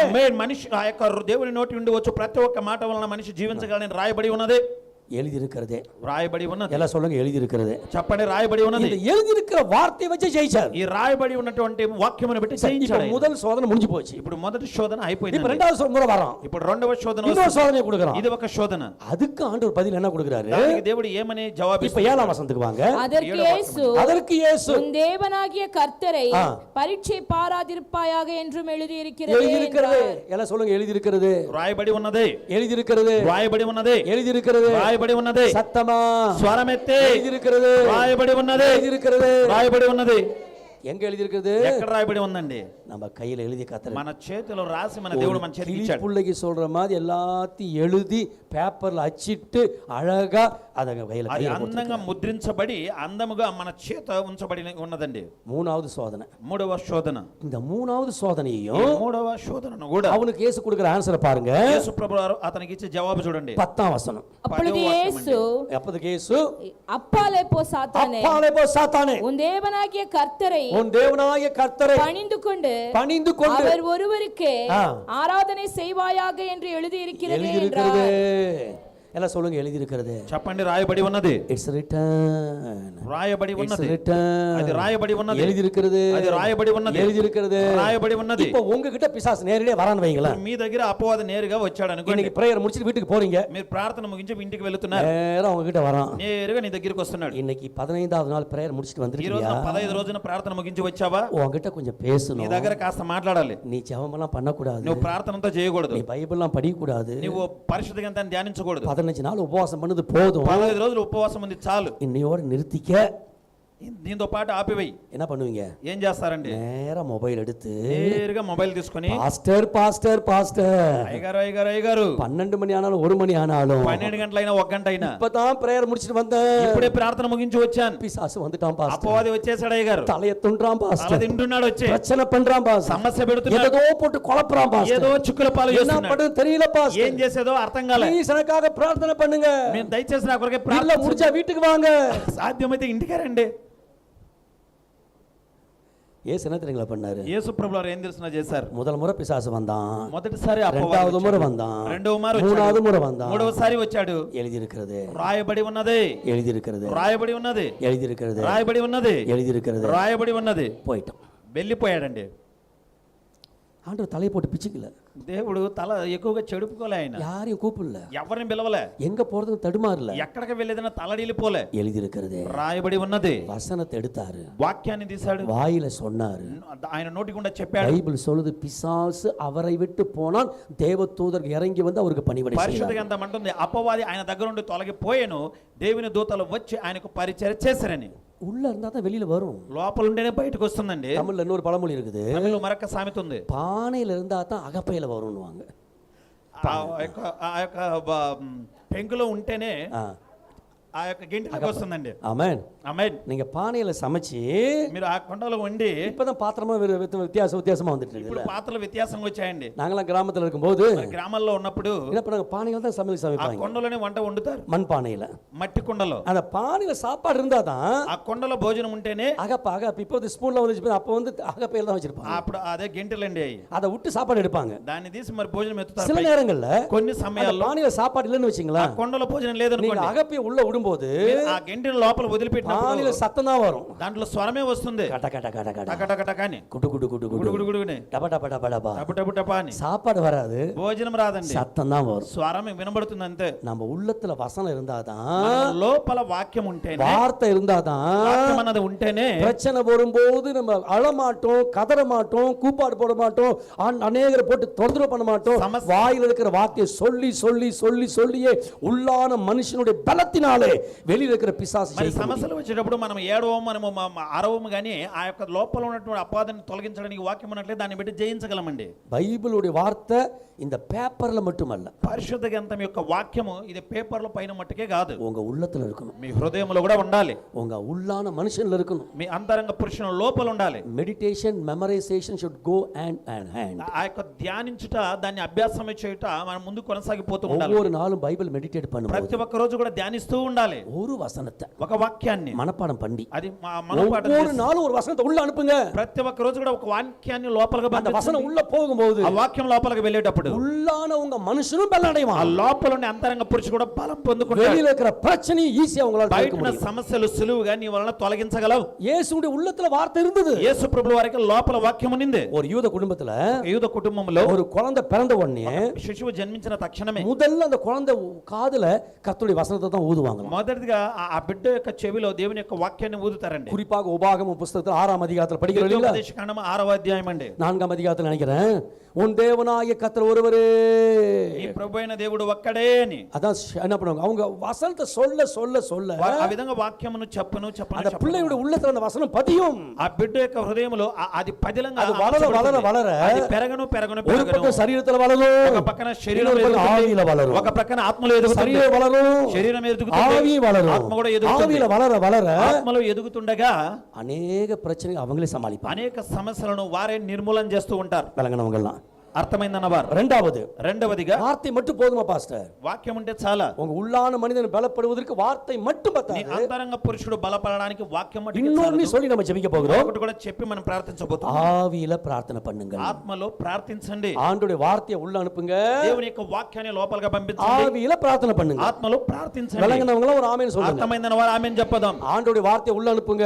దేవుని యొక్క వాక్యాన్ని లోపలగా ஆவியில పంపించండి. பிரார்த்தனை பண்ணுங்க. ఆత్మలో ప్రార్థించండి. எபேசியர் 6ஆம் அதிகாரம் ఎఫెసీయులకు రాసిన పత్రిక 6వ అధ్యాయం 18 வசனத்தை பாருங்க. 6 అందులో 18వ వాక్యం అండి. எந்த சமயத்திலும் எந்த சமயத்திலும் சகல விதமான வேண்டுதலோடும் சகல விதமான வேண்டுதலோடு சொல்லிட்டு விண்ணப்பத்தோடும் ஆவியினாலே ஜெபம் பண்ணி என்ன சொல்லுங்க, ஆவினாலே ఆత్మచేత போதும் sister, ஆவினாலே ఆత్మచేత ஜெபம் பண்ணி ప్రార్థన చేసి எல்லாம் சொல்லுங்க, ஆவியில అందరూ చెప్పండి ఆత్మచేత நீங்க ஜெபம் பண்ண பண்ண பண்ண మీరు ప్రార్థన చేస్తూ చేస్తూ உங்க చేస్తుండగా உள்ளான மனிதன் మీ பலப்படுவான். అంతరంగ పురుషుడు బలం పొందుకుంటాడు. ஆவியில ஜெபம் பண்றது என்ன? ఆత్మలో ప్రార్థించుట అంటే ఏంటి? அந்நிய பாஷையில ஜெபம் பண்ணு. అన్య భాషలో ప్రార్థించుట. எத்தனை பேர் அந்நிய பாஷை நம்புறீங்க? ఎంతమంది అన్య భాష నమ్ముతారండి? நீங்க உங்க பாஷையில ஜெபம் பண்ணும்போது మీరు మీ భాషలో ప్రార్థించేటప్పుడు உங்க மாம்சம் ஓரளவுக்கு பலனடைகிற மாதிரி இருக்கும், మీ శరీరం ఒక ప్రకారంగా బలం పొందుకున్నట్టు உங்களுக்கு ఉంటుంది. புரியுற மாதிரி இருக்கும். మీకు అర్థమైనట్టు ఉంటుంది. ஆனா உங்க ஆவியில కానీ మీరు ఆత్మలో அந்நிய பாஷையில అన్య భాషలో நீங்க பிரார்த்தனை பண்ண பண்ண பண்ண మీరు ప్రార్థన చేస్తూ చేస్తూ చేస్తుండగా உங்க உள்ளான மனிதன், మీ అంతరంగ పురుషుడు, ஒரு உள்ளான ஆவி మీ అంతరంగ ఆత్మ பலன் மேல் பலனடை. బలము పైన బలం పొందుకుంటుంది. இதேதான் ఇదియే யூதாவின் புத்தகம் యూదా గ్రంథం 20ஆம் வசனம். அங்க அதிகாரம் கிடையாது. 20ஆம் வசனத்தை மட்டும் படிங்க பாப்போம். The book of Jude verse 20. யூதா புஸ்தகம் 20ஆம் வசனம். நீங்களோ பிரியமானவர்களே உங்கள் மகா பரிசுத்தமான விசுவாசத்தின் மேல் உங்களை உறுதிப்படுத்திக் கொண்டு பரிசுத்த ஆவிக்குள் ஜெபம் பண்ணி எல்லாம் சொல்லுங்க, பரிசுத்த ஆவிக்குள், పరిశుద్ధాత్మలో அப்படினா అన్య భాషயில், అంటే అన్య భాషలో நீங்கள் ஜெபம் பண்ணி, మీరు ప్రార్థించి, நல்ல ஒவ்வொரு நாளும் ప్రతి ఒక్క రోజు కూడా అన్య భాష நல்லா ప్రార్థన பண்ணி, అన్య భాషలో చక్కగా ప్రార్థన చేయండి. எத்தனை பேர் அன்ய భాషలో ప్రార్థన பண்றீங்க? ఎంతమంది అన్య భాషలో ప్రార్థిస్తుంటున్నారు? நீங்க ஒரு மணி நேரம் ஜெபிக்கிற ஆளா இருந்தா మీరు ఒక గంట సేపు చేసేటువంటి ఆరాధన ప్రార్థనలో 15 నిమిషமாவது అన్య భాషలో ఒక 15 నిమిషాలను అన్య భాష మాట్లాడండి. హాఫ్ అన్ అవర్ ప్రార్థన பண்ற ஆளா இருந்தா అర్ధ గంట ప్రార్థించేటువంటి మనిషిగా నీ ఉంటే ஒரு 10 నిమిషமாவது అన్య భాషలో ఒక 10 నిమిషాలైనా అన్య భాష మాట్లాడండి. நீங்க అన్య భాషలో ప్రార్థన பண்ண మీరు అన్య భాషలో ప్రార్థించను ரெண்டு காரியம் நடக்குது. రెండు కార్యాలు జరుగుతాయి. ஒன்னு, ఒకటి உங்க உள்ளான ஆவி பலன் அடையுது. మీ అంతరంగ ఆత్మ బలపరచబడుతుంది. రెండవదిగా நீங்க தேவனுடைய சித்தத்தின்படி ஜெபிக்கிறீர்கள். దేవుని చిత్తానుసారంగా ప్రార్థిస్తుంటున్నారు. நல்லா கவனிங்க நான் சொல்றதை. చక్కగా గమనించాలి. சில நேரங்கள்ல కొన్ని సమయాల్లో நம்ம భాషలో ప్రార్థన பண்ணும்போது మన భాషలో ప్రార్థించేటప్పుడు தேவனுடைய விருப்பத்தின்படி பண்றோமாங்கிறது நமக்கே தெரியாது. దేవునికి ఇష్టానుసారంగా చేస్తున్నామా లేదా మనకే తెలియదు. ஆனா நமக்குள்ள ஒருவர் இருக்கிறார். కానీ మన యందు ఒకరు ఉంటున్నారు. அவர்தான் பரிசுத்த ஆவியானவர். ఆయన పరిశుద్ధాత్మ దేవుడు. அந்த பரிசுத்த ஆவியானவர், ఆ పరిశుద్ధాత్మ దేవుడు. தேவனுடைய இதயம் தெரியும். దేవునికి సమస్తం தேவனுடைய சித்தம் தெரியும். దేవుని చిత్తము తెలుసు. தேவன் உங்க குடும்பத்தை குறித்து வைத்திருக்கிற திட்டங்கள் தெரியும். దేవునికి మీ కుటుంబం గురించిన ప్రణాళికలు ఆయనకి తెలుసు. பிள்ளைகளை குறித்து வைத்திருக்கிற திட்டங்கள் தெரியும். పిల్లల గురించినటువంటి ప్రణాళిక తెలుసు. நமக்கு தெரியாது. మనకైతే తెలియదు. நாம ஜெபம் பண்ணுவோம். మనం ప్రార్థిస్తాం. கர்த்தாவே, ప్రభువా, என் பிள்ளை நல்லா இருக்கணும், నా బిడ్డ బాగుండాలి, குடும்பம் நல்லா இருக்கணும், కుటుంబం బాగుండాలి, சபை நல்லா இருக்கணும், సంఘం బాగుండాలి. ஆனா ஆவியானவர் ஜெபிக்கும்போது కానీ ఆత్మదేవుడు ప్రార్థించేటప్పుడు அவர் சரியா ஜெபம் ఆయన பண்ணுவார். సరిగ్గా தேவனுடைய ప్రార్థిస్తాడు. திட்டத்தின்படி ஜெபம் பண்ணுவார். దేవుని చిత్తానుసారంగా தேவனுடைய ప్రార్థిస్తాడు. விருப்பத்தின்படி ஜெபம் దేవుని பண்ணுவார். యొక్క ఇష్టానుసారంగా ప్రార్థించాడు. இததான் ரோமர் புத்தகத்துல படிக்கிறோம். దాన్ని రోమీయుల இதை పత్రికలో படித்து நம்ம ஜெபிக்கலாம். ఇది ரோமர் 8ஆம் அதிகாரம் రోమీయులకు రాసిన పత్రిక 8వ అధ్యాయం 26 27 வசனங்களை படிங்க. ரோமர் 8 26 27. அந்தபடியே ஆவியானவரும் நமது பலவீனங்களில் நம்முடைய பலவீனங்களில் நமக்கு உதவி செய்கிறார். நமக்கு எப்படி உதவி செய்கிறாரா? நாம் ஏற்றபடி வேண்டிக் கொள்ள வேண்டியது இன்னதென்று அறியாமல் இருக்கிறபடியால் எப்படி ஏற்றபடி வேண்டிக் கொள்வது இன்னதென்று தெரியாத போது ஆவியானவர் தாமே வாக்கு கடங்காத பெருமூச்சுகளோடு நமக்காக வேண்டுதல் செய்கிறார். ஆவியானவர் தேவனுடைய சித்தத்தின்படியே தேவனுடைய சித்தத்தின்படியே பரிசுத்தவான்களுக்காக வேண்டுதல் செய்கிறபடியால் இருதயங்களை ஆராய்ந்து பார்க்கிற ஆவியின் சிந்தனை இன்னதென்று அறிவார். ஹல்லேலூயா. இந்த வசனம் விளங்குனவங்க எல்லாம் ఆ వాక్యం అర్థమైందన్న వారందరూ కూడా ரெண்டு காரியத்தை பவுல் அங்க சொல்றாரு. రెండు కార్యాలు పౌలు గారు చెబుతున్నారు. எதற்காக எப்படி இன்னதென்று ஜெபிக்க தெரியாத போது దేని నిమిత్తమై దేని కొరకై ఏ విధంగా ప్రార్థించాలని நமக்குள்ள இருக்கிற ஆவியானவர் మనలో ఉండే ఆత్మ దేవుడు దేవుని சித்தத்தை அறிந்தவர் దేవుని చిత్తాన్ని ఎరిగినవాడు சரியா ஜெபம் பண்றார். ఆయన సరిగ్గా ప్రార్థించుతాడు. అన్య భాషలో జెபிக்கிறது. కాబట్టి అన్య భాషలో ఆవిలో జెபிக்கிறது. అదే ఆత్మలో ప్రార్థించేది. நீங்க ஆவிలో ஜெபிக்கும் பொழுது ఆత్మలో ప్రార్థించేటప్పుడు உங்க மைண்ட்ல உங்களுக்கு புரியாது. మీ బుద్ధిలో అది అర్థం కాదు. நல்ல கவனிங்க. చక్కగా గమనించాలి. தூங்குறவங்க எல்லாம் ஒரு ஆமென். నిద్రించుతున్న వారంతా ఆమేన్ చెప్పండి. Praise the Lord. சிலதெல்லாம் இந்த நேரத்துல தூங்குற அப்படி ஆமென் ఆమేన్. நீங்க அந்நிய பாஷையில ஜெபிக்கும் போது మీరు అన్య భాషలో ప్రార్థించేటప్పుడు உங்க மனசுக்கு ஒண்ணும் புரியாது. మీ మనసుకి ఏమీ అర్థం కాదు. பவுல் சொல்றாரு, పౌలు గారు అంటున్నారు, நான் கருத்தோடும் ஜெபிப்பேன், నేను ఆ యొక్క ஆவியோடும் ஜெபிப்பேன், ఆత్మతో ప్రార్థిస్తాను, நான் కరుతోடும் பாடுவேன், నేను ఆ యొక్క ஆவியோடும் பாடுவேன். నేను ఆత్మతోను కరుతోడు పాడుவது நம்ம భాషలో పాడుவது, మనం ఆసక్తితో పాడేది మన భాషలో, ஆவியில பாடுவது அந்நிய భాషలో పాడుவது, ఆత్మలో పాడేది అన్య భాషలో పాడేది, కరుతోడు జెபிப்பது நம்ம భాషలో జెபிப்பது, ఆసక్తితో ప్రార్థించేది మన భాషలో ప్రార్థించేది, ஆவியில జెபிப்பது అన్య భాషలో జెபிப்பது, ఆత్మలో ప్రార్థించేది అన్య భాషలో రెండిலுமே ప్రార్థించేది. జెபிக்கணும். ఈ రెండిటిలోనూ రెండిலுமே పాడணும். రెండిలో కూడా పాడాలి. நீங்க கருத்தோடு உங்க భాషలో பாடும்போது ஜெபிக்கும் பொழுது ఆసక్తితో మీరు ప్రార్థించి మరి పాటలు పాడేటప్పుడు శరీరத்துல ఓரளவு உங்களுக்கு బలం ఉணర్வீங்க. శరీరంలో బలమును మీరు గ్రహింపగలరు, ఉత్సాహంగా இருக்கும், ఉత్సాహంగా ఉంటుంది. ஆனா உங்க ஆவியில பாடும்போது, కానీ ఆత్మలో పాడేటప్పుడు, உங்க ஆவியில ஜெபிக்கும்போது, మీరు ఆత్మలో ప్రార్థించేటప్పుడు, అన్య భాషలో జెబిக்கும் మీరు అన్య భాషలో ప్రార్థించేటప్పుడు உங்க உள்ளான மனிதன் మీ பலனடைவான். అంతరంగ పురుషుడు బలం పొందుకుంటాడు. inner man will become stronger and stronger and stronger and stronger. మీ అంతరంగ పురుషుడు దినదినము అతడు బలం పొందుతూనే ఉంటాడు. அப்ப இந்த உபவாச ஜெபத்துல అప్పుడు ఈ ఉపవాస ప్రార్థనలో உங்க உள்ளான மனிதனை பலப்படுத்துங்க. మీ అంతరంగ పురుషుని బలపరచండి. தொடர்ந்து பலப்படுத்திட்டே இருங்க. మొదలుకొని బలపరుస్తూనే ఉండండి. மீதி இருக்கிற ஜெப நாட்கள தொடர்ந்து கலந்து கொள்ளுங்க. మీరు మొదలుకొని జరగబోయేటువంటి ప్రార్థనలో మీరు ஜெப நாட்கள் முடிந்த பிறகு தொடர்ந்து ஜெபத்துல தரித்துங்க. ప్రార్థనలో దినములు ముగించిన తర్వాత కూడా మొదలుకొని మీరు ప్రార్థిస్తూ ఉండండి. వసనத்தை உள்ள அனுப்புங்க. వాక్యమును లోపల పంపించండి. ఆవిల வெளியில ஜெபம் பண்ணுங்க. ఆత్మలో బయటకు ప్రార్థించండి, உங்க வாழ்க்கையே மாறும். మీ జీవితమే మారిపోతుంది. நம்ம எல்லாம் எழுந்து நிப்போமா? మనం అందరం లేచి నిలబడుకుందామా? எல்லாம் எழுந்து நின்று ప్రతి ఒక్కరూ లేచి నిలబడి உங்களுடைய கைகளை மேல உயர்த்தி మీ చేతులను పైకెత్తి இந்த ரெண்டு காரியத்துக்காக ஜெபம் பண்ண ఈ போறோம். రెండు కార్యముల నిమిత్తమే ప్రార్థించబోతున్నాం. ஒன்று, ఒకటేమో ஆண்டவரே ప్రభువా இந்த 21 நாள் ஜெபத்துக்காக நன்றி ఈ சொல்லுகிறேன். యొక్క 21 దినం ప్రార్థనల కొరకే కృతజ్ఞతలు చెల్లించండి. அதே வேளையில అదే ஆண்டவரே என்னுடைய உள்ளான மனிதன் பலவீனமாய் இருப்பதை நான் அறிகிறேன். బలం పొందుకుంటే నేను ఎరుగుతున్నా. என்னுடைய உள்ளான மனிதன் சோர்ந்து போயிருக்கிறான் నా ஆண்டவரே. అంతరంగ పురుషుడు అతడు సొమ్మసిల్లిపోతున్నాడయ్యా. ஒரு நேரம் இருக்கிற மாதிரி இன்னொரு நேரம் இருக்க முடியல సమయంలో ஆண்டவரே. ఉన్న ప్రకారం మరొక సమయంలో ஒரு நேரம் ஜெபிக்கிற மாதிரி இன்னொரு நேரம் ஜெபிக்க ఒక முடியல. సమయంలో ప్రార్థించే ప్రకారం మరొక என்னுடைய సమయంలో உள்ளான மனிதன் பலனடைய வேண்டும். అంతరంగ పురుషుడు బలం పొందుకోవాలి. ரெண்டு கைய மேல రెండు உயர்த்தி. చేతులు కూడా పైకెత్తి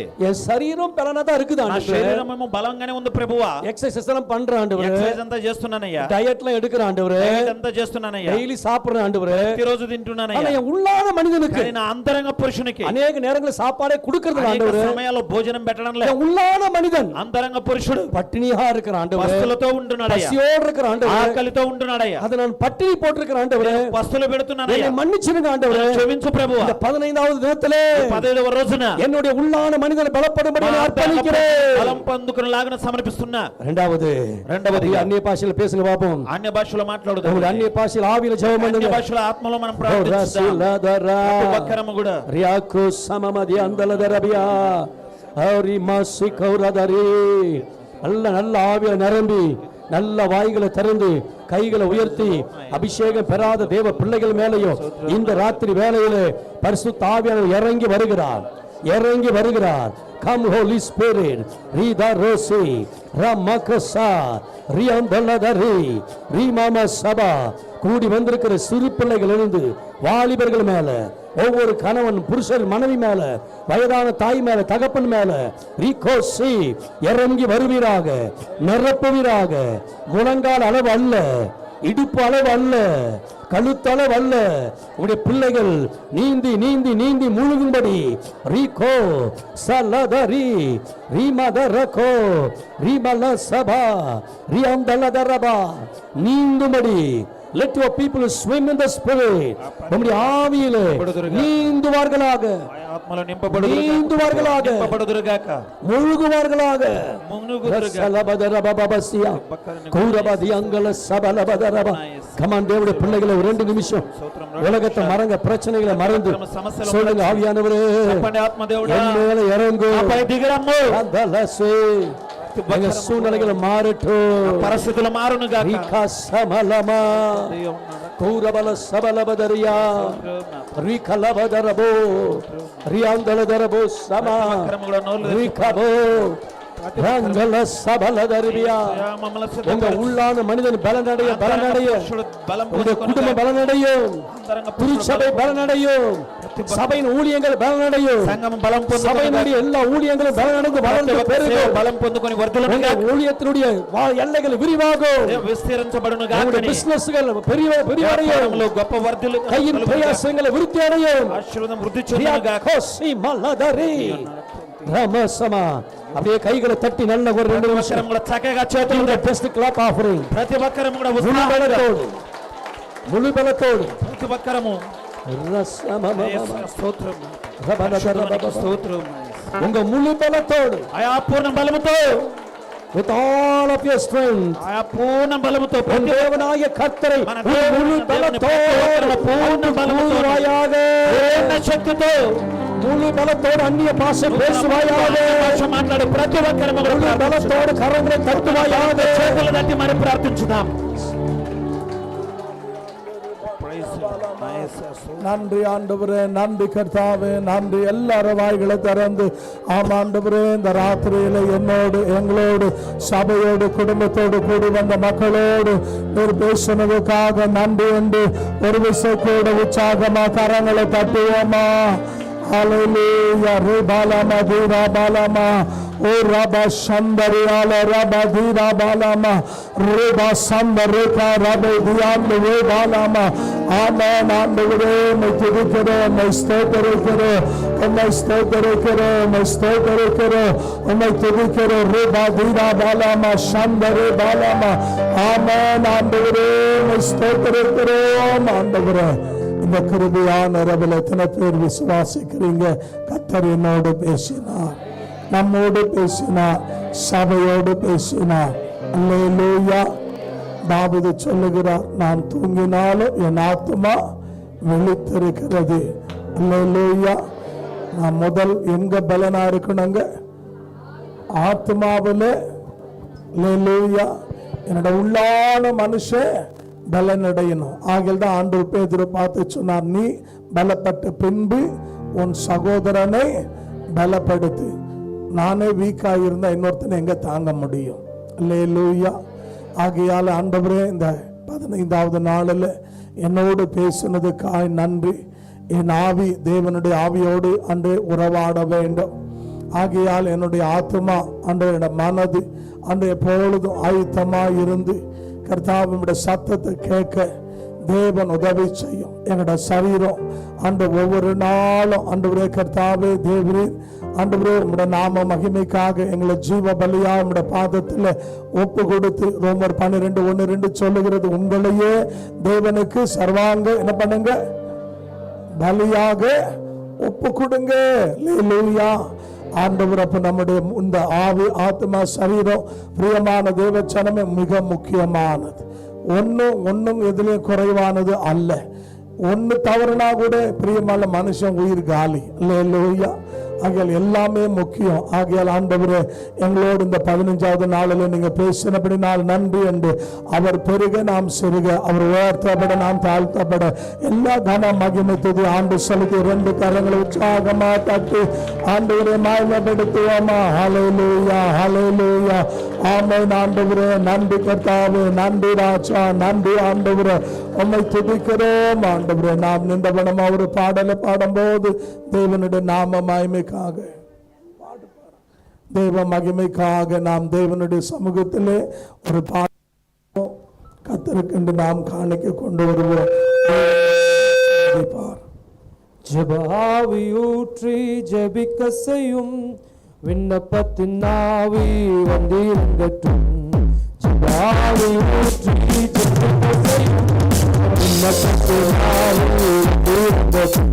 ஜெப ஆவி ஊற்றி விண்ணப்பத்தின் ஆவி ஊற்றி, ஜெப ஆவி ஊற்றி விண்ணப்பத்தின் ஆவி ஊற்றி, ஆவி ஊற்றி ஜெபிக்க செய்யும், விண்ணப்பத்தின் ஆவி வந்திருங்கட்டும். ஆவி ஊற்றி ஜெபிக்க செய்யும், விண்ணப்பத்தின் ஆவி வந்திருங்கட்டும்.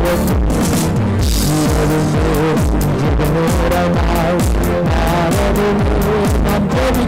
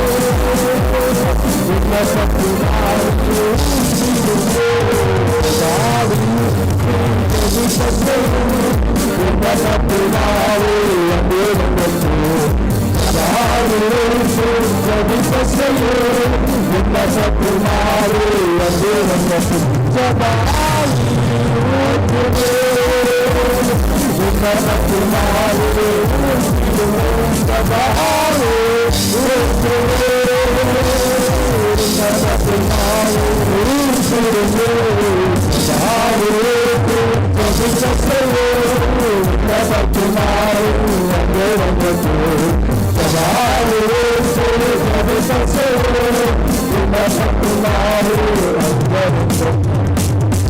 பரிசுத்த பிதாவே, இந்த ஆசீர்வதிக்கப்பட்ட இரவுக்காக நன்றி செலுத்துகிறோம்.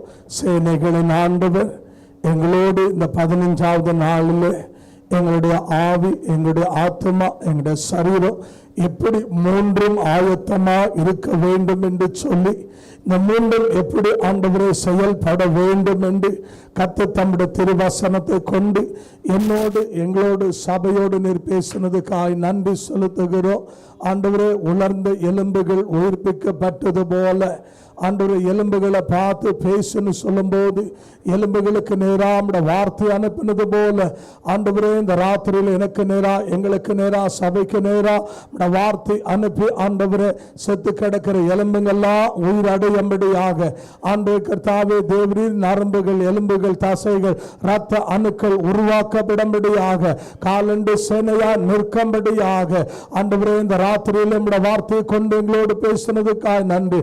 உலகத்தை ஜெயிக்க, மாம்சத்தை ஜெயிக்க, பிசாசை ஜெயிக்க, சோதனையை ஜெயிக்க தேவன் ஆண்டவரே, இந்த ராத்திரியில் நீர் அனுப்பி நம்முடைய மகத்துவமான வார்த்தைகளுக்காக ஸ்தோத்திரம். நல்ல நிலத்தில் விதைக்கப்பட்டதாக நூறத்தனையாய் பலன் தரும்படியாக ஒவ்வொரு பிள்ளைகளும் இந்த நாள் முதல் கொண்டு வருகை வரைக்கும் அந்த ஒவ்வொரு நாளும் கர்த்தாவே உம்முடைய வசனம் தேனிலும் தெளித்தேனிலும் பொன்னிலும் பசும் பொன்னிலும் ஆண்டே கர்த்தாவே வெளியேற பெற்றதா இருக்கிறபடினால இதை நாங்கள் உள்கொள்ள பலனடைய, பிசாசை ஜெயிக்க, சோதனை ஜெயிக்க, மாம்சத்தை ஜெயிக்க, உலகத்தை ஜெயிக்க உமக்காக வெற்றிகரமாய் வாழ ஆண்டவரே நாங்கள் சபையா எங்களை ஒப்பு கொடுக்கிறோம். தொடர்ந்து வழி நடத்தி நாமத்தை மகிமைப்படுத்தும். தேவனில் கொண்டு வந்துதான் நம்முடைய தாசனுக்காக, அவருடைய ஊழியத்துக்காக, அவருடைய குடும்பத்துக்காக நன்றி. இன்னும் பெரிய காரியங்களை செய்யும்.